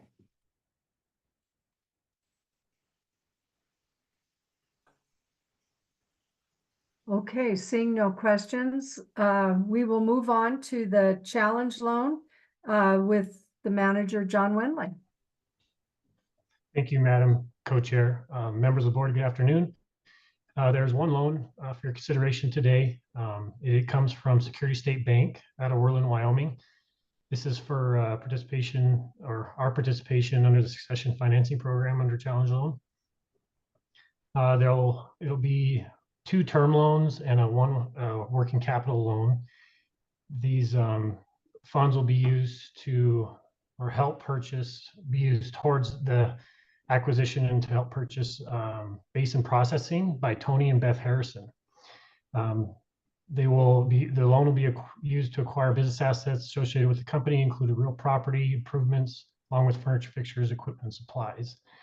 WBC's participation will total $207,000 or 40% of the final total loan, which is $517,500.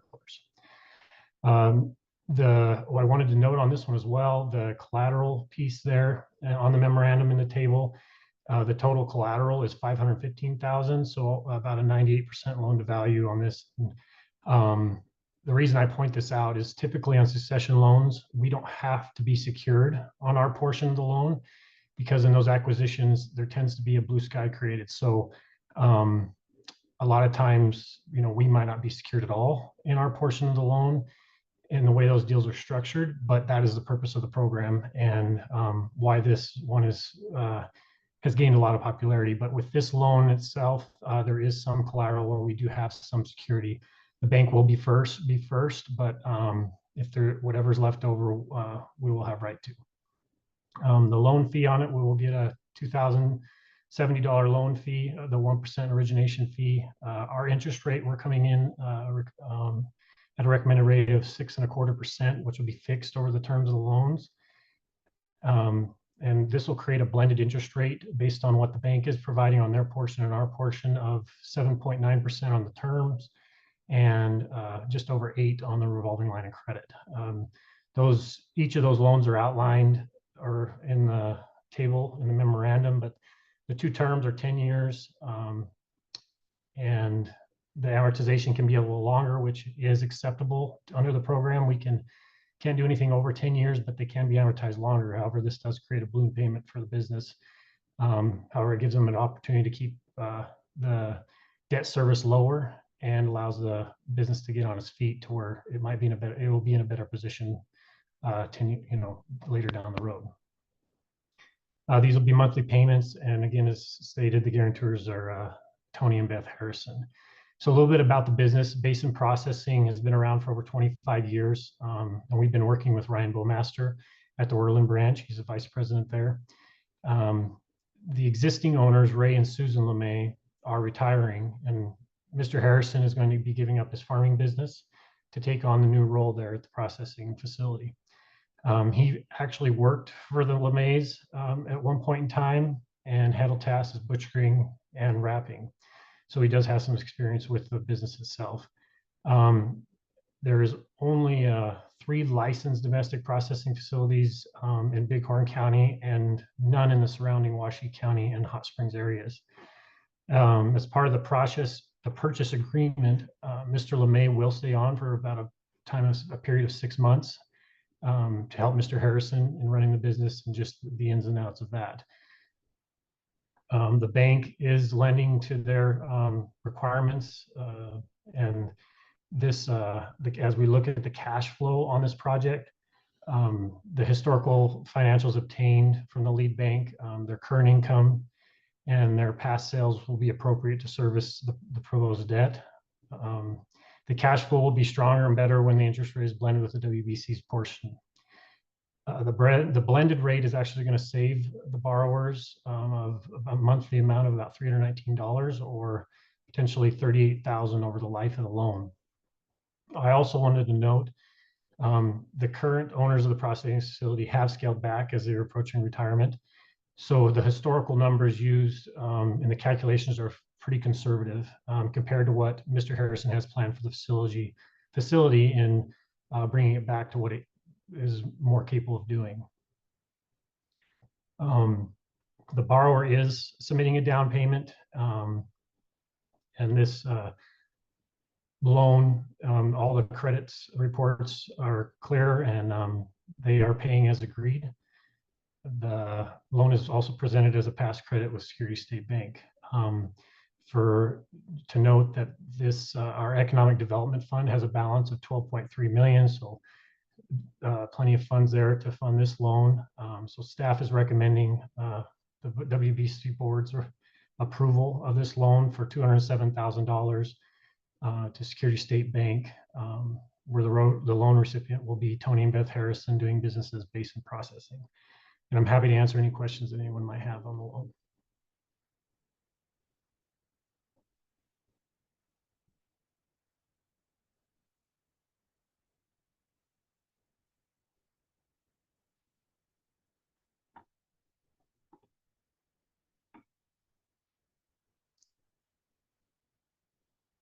Good, Kathy. Thank you, John. So let me ask you a question. Why would they choose to do the loan you were talking about as opposed to a succession loan? Or what? So, and just to be clear, Kath, sorry, and I might not have been with my presentation, but it is a succession loan. Oh, okay, okay. I'm yeah, it's under, we're participating under succession loan. They applied for succession loan, but it is because of I just noted the security deal with it, because we do have some security in this one, which in a lot of cases, or in inquiries I've had on loans, or the one we've done before, that might not always be the case, but that is the intent of the succession loan program.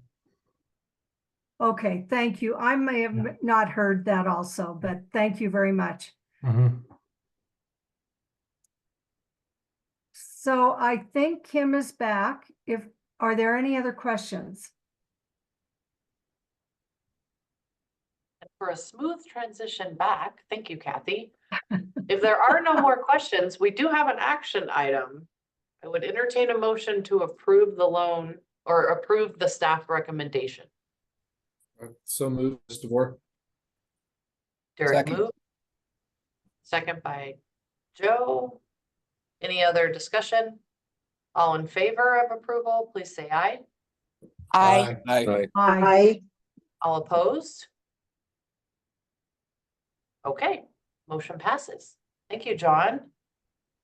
And it looks like next we get to hear from Gordon, if I am correct on the agenda. I believe that is so. Thank you, Madam Committee Chair, Madam Co-Chair, esteemed board members. In the spirit of keeping today's, I'm sorry, was that Karina? I might be getting some feedback. I just wanted to make sure no one was trying to jump in. In the spirit of today's investment committee meeting, being that we don't have any BRC items to cover, I'll try and keep this brief and clear, and I'll welcome any questions at the end. And I do want to mention, Ben, I don't know if you mind pulling up our slides to share. Okay, now I'll jump into it. As a quick update, as more of a live update, our team just returned from San Francisco last week, where we met at the West FDIC building with our U.S. Treasury and SSBCI partners. 16 states and territories were there, where we were able to work with them to continue building our programs, stay in alignment with guidelines, and ensure the success of our program as we continue to implement it. That was incredibly helpful. Large kudos to our federal partners. They are tremendous at supporting everything that we're doing and are really leaning in to states like ours in terms of being a priority as we implement this program. So just wanted to kick things off there. Ben, if you wouldn't mind going to the next slide. So in the same format as our previous board meeting, we have outlined our current investments. Here we have totaled up to 5 portfolio companies. Like before, we don't like to publicize our investments until we can work with our portfolio companies to ensure that they have a successful announcement. This is beneficial for their business and helps them enable promoting new services and partners as they grow in size. As you'll see, we've added 2 new portfolio companies, the 4th and 5th, currently not public to share in this format, but we'll be excited to share those with you soon. As Mrs. Grenfell mentioned before, we've invested a total of $7.47 million into these 5 portfolio companies. If you'll reference the tranche 1 box in the top right corner, I'll note for the math sticklers that the dollars deployed do not match with the direct total. However, we still perceive that as funds that we've committed due to the nature of some of these financing rounds not being complete. So as you look at it in terms of percentage, we are currently 42% effectively deployed.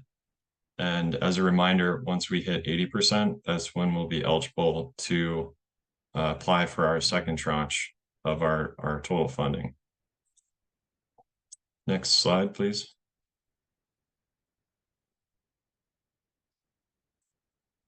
Looking at our letter of intent or LOI tracker, we have blacked out the names just due to the nature of this not being a legal agreement and also the unsure nature of how things will move forward. Due to with an LOI, we still require a significant additional due diligence before deciding on a deal. When looking at the direct strategy, we have 5.37 million currently out in terms of letters of intent. Again, to note something that may jump off, some of these expiration dates have expired, although we are working through closing processes, which effectively don't call for our need to renew them.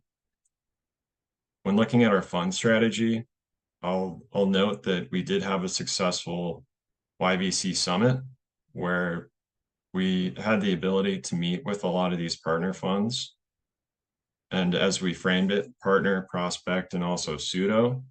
So any investment fund that's either in Wyoming or in our region that's committed to investing in Wyoming-based companies, we're able to bring them together to help iterate on how we can work more closely together, how we can successfully implement this investment and this program, and then drive toward the future. This was just our first iteration of it, and we plan to expand this sort of event going forward to be more inclusive of our entire venture ecosystem. And you'll notice on the fund strategy, we have a total of 17 million outstanding in letters of intent. And then as the letters of intent total, we have 22.37 million. And circling back on the tranche 2 comment, that equates to around 6.75 million to be invested in order to trigger that 80% threshold to be eligible for tranche 2. And then final slide. Thank you, Ben. Looking at our effective dashboard here, as of November 21st, when this report was created, we've had 67 total applications. Referencing the table at the bottom, those are snapshots. So Q2 is the end of Q2, Q3 is the end of Q3, and then on November 21st. So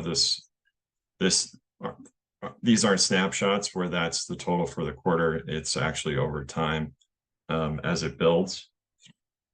Looking at our most recent snapshot, we've now had over $140 million in funding requested, which represents over 1/3 of $1 billion in funding opportunities across the state.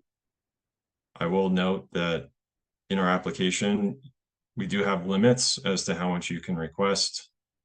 And even though not every investment is strictly eligible for our program, we do keep in mind that we have a lot of early conversations with companies that would otherwise be eligible, but due to initial screening, it wasn't quite a good fit at this time. So that number can go up or down depending on how you consider it, but it does represent quite a lot of activity across the state. And with that, I will end it and open things up to questions. Madam Committee Chair.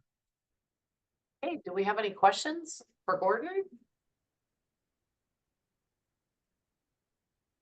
I know everybody wants to probably finish the meeting, but this is like one of the most exciting parts of what we get to do today. So, but Ben, can you take the screen down? Because I don't think we can see everybody to see if anyone has hands up. Thank you, Ben. Hey, any questions for Gordon? Oh, Aaron? Just, Gordon, can you just kind of give us an overview about how you're feeling?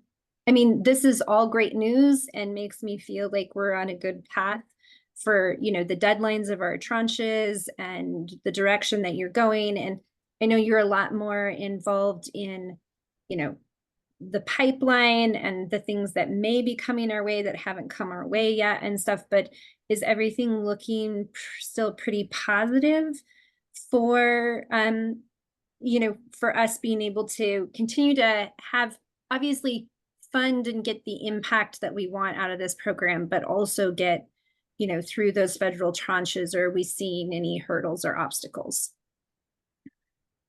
Certainly, we actually have a great feeling at the moment in terms of that visibility to future opportunities. For all those who aren't familiar with startup financing, typically it goes in cycles of 18 months to 3 years, where even though there was a buildup within our ecosystem in terms of the demand, a lot of the companies that would otherwise be great fits for our program may have just fundraised, or they might be in the middle of their current spend, where they achieve certain milestones to then go out and raise a subsequent financing round.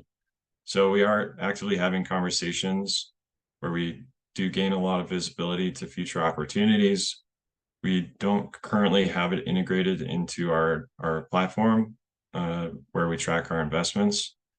However, we are active in all of the startup ecosystems across the state, where we believe that we've, at least in an information standpoint, informed people about our program and about the fund in terms of how we can play a role. And then also are acting closely with our community stakeholders and partners to ensure that we start those conversations early. So yeah, no, we're very confident that the opportunities will continue to come. And frankly, we can continue to invest in some of our current portfolio companies if they continue to grow and be successful.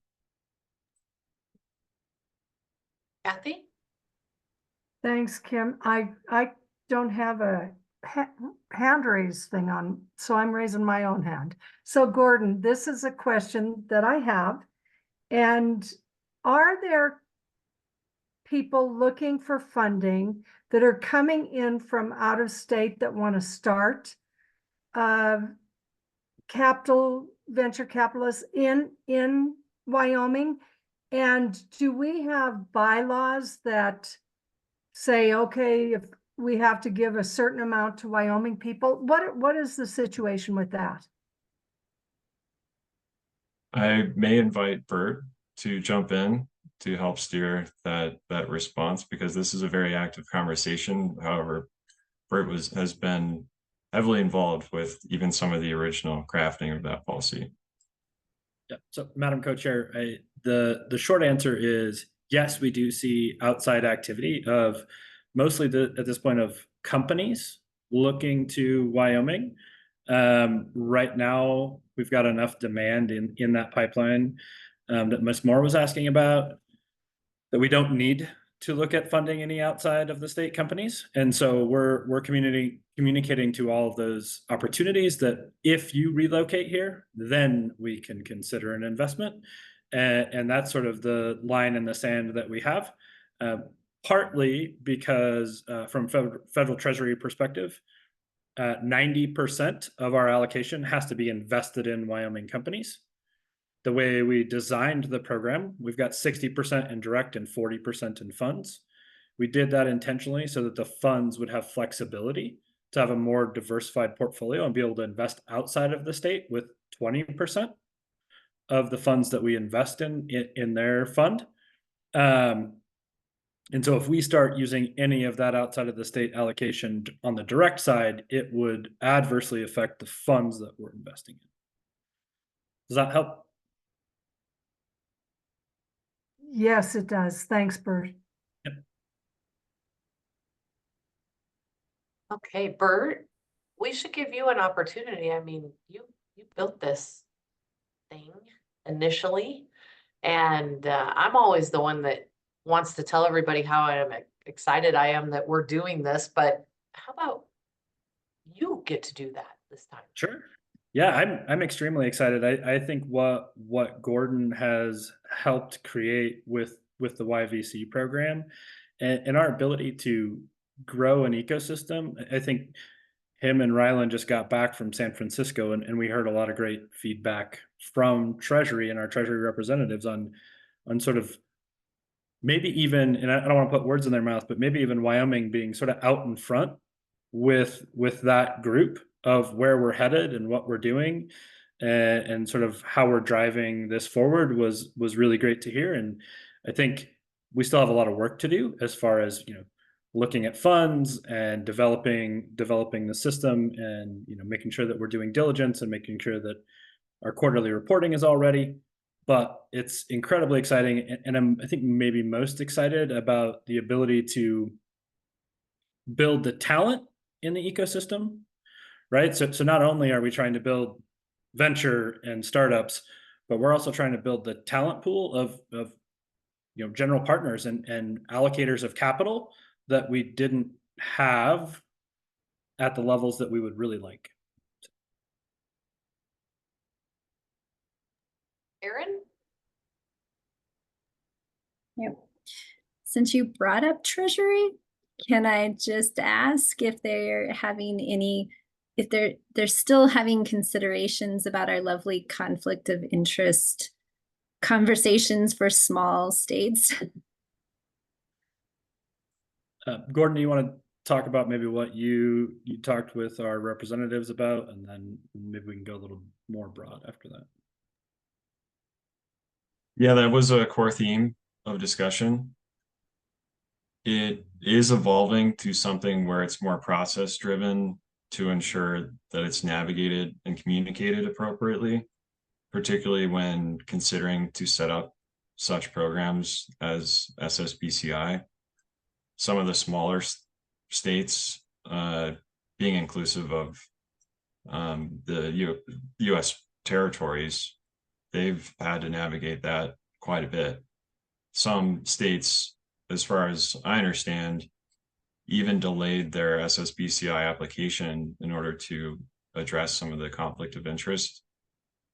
When it comes to moving forward, there's a lot of focus on other states having the ability to have an additional fund, where if there is conflict of interest, they have the ability to select which funds are invested, being that if it's something that's not in alignment with SSBCI rules, they can actually draw upon a different resource, but engage with them in a similar type way. So that's something that we continue to navigate, because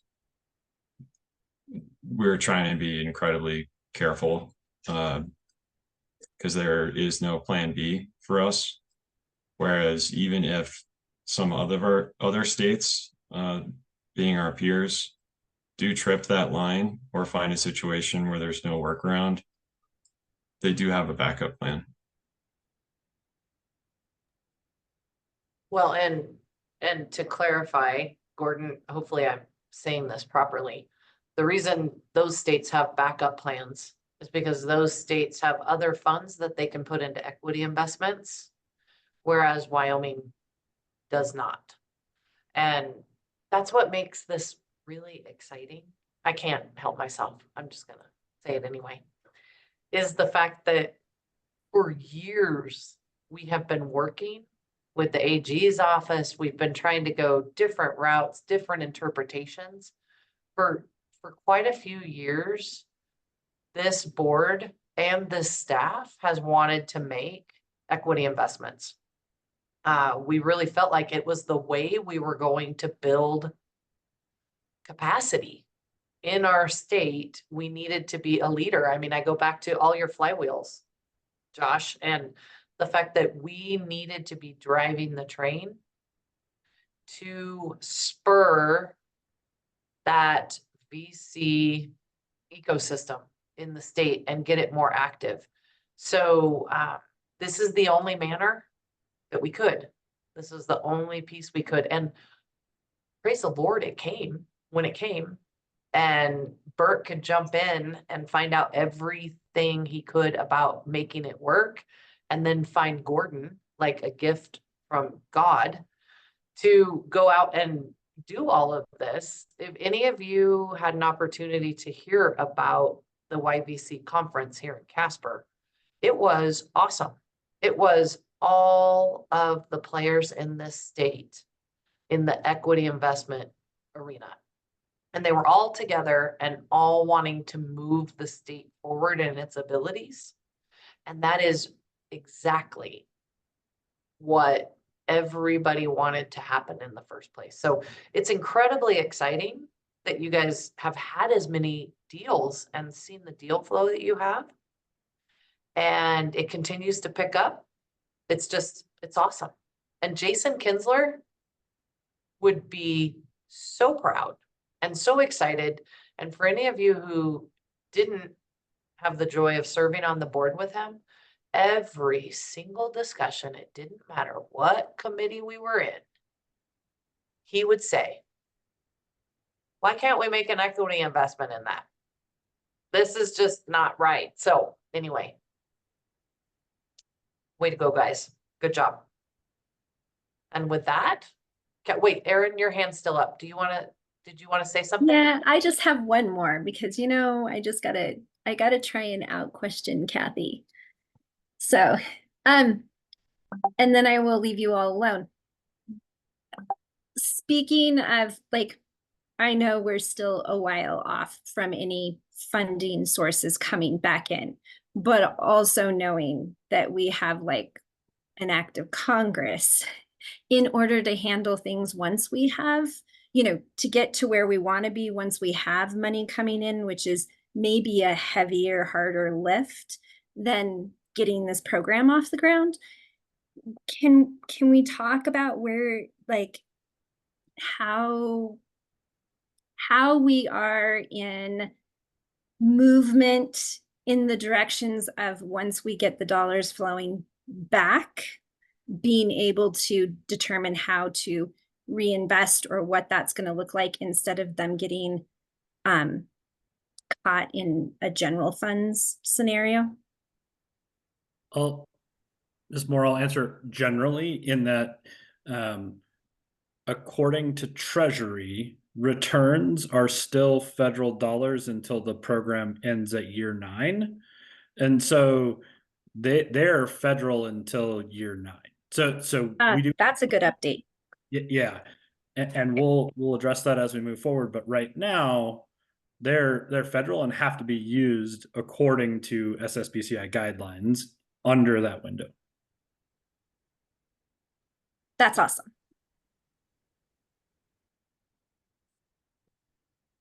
Okay. If there are no more questions, I think that finishes the investment committee agenda. Madam Co-Chair, back to you.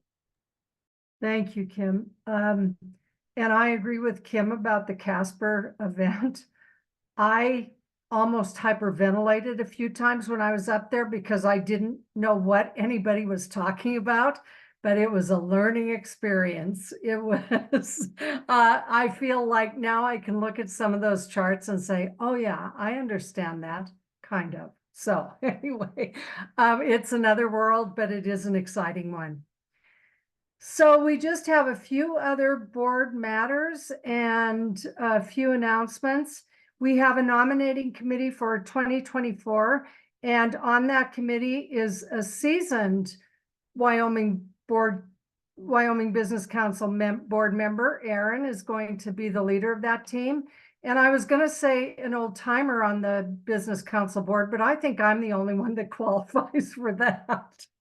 And then there's a couple of new people on the nominating committee. Pam and Elaine have both graciously agreed to serve with you, Aaron. So they will get a slate together and announce it at the February meeting, and we will go from there. The next meeting of SLIB is Thursday, February 1st. And the standing committees are all the days that you're meeting are on the agenda, so you can check that out, mark your calendars. The next regular meeting of the board is in February, and it is February 21st and 22nd, and it coincides with the governor's prayer breakfast. Amy and Sue, I believe, will be sending out information about that after this board meeting, not today, of course, but in the next week or so. Because of the fact there was so much going on this time, we didn't want everybody to get confused about what was happening within the next couple weeks. And so Amy says she'll get a calendar of invites out to everybody as far as that goes. So that will be in Cheyenne. Then we have one in Casper in May, and then tentatively one in Laramie in September. So those are the upcoming board meetings. And that is about all I have. Does anybody have anything else they want to add? Okay, I want you to note the time. It is 1:01. This is a record. This is awesome. I just want to say, everybody have happy holidays. Thank you all for participating in since our last board meeting. We have had a lot of things going on, as hopefully we'll continue to have a lot of things going on, and it will be just as busy and just as exciting. And I just want to say, I need a motion to adjourn, and everybody can have the afternoon. That's so exciting. So moved. I'll second that. Is there any discussion about adjournment? Great job, Kathy. Thank you. All in favor? Aye. Aye. Aye. Any opposed? Okay, happy holidays, everybody. Have a great one and a happy new year. Happy Thanks. holidays. Holidays. See ya. Bye. Thank you. You too. Thank you all.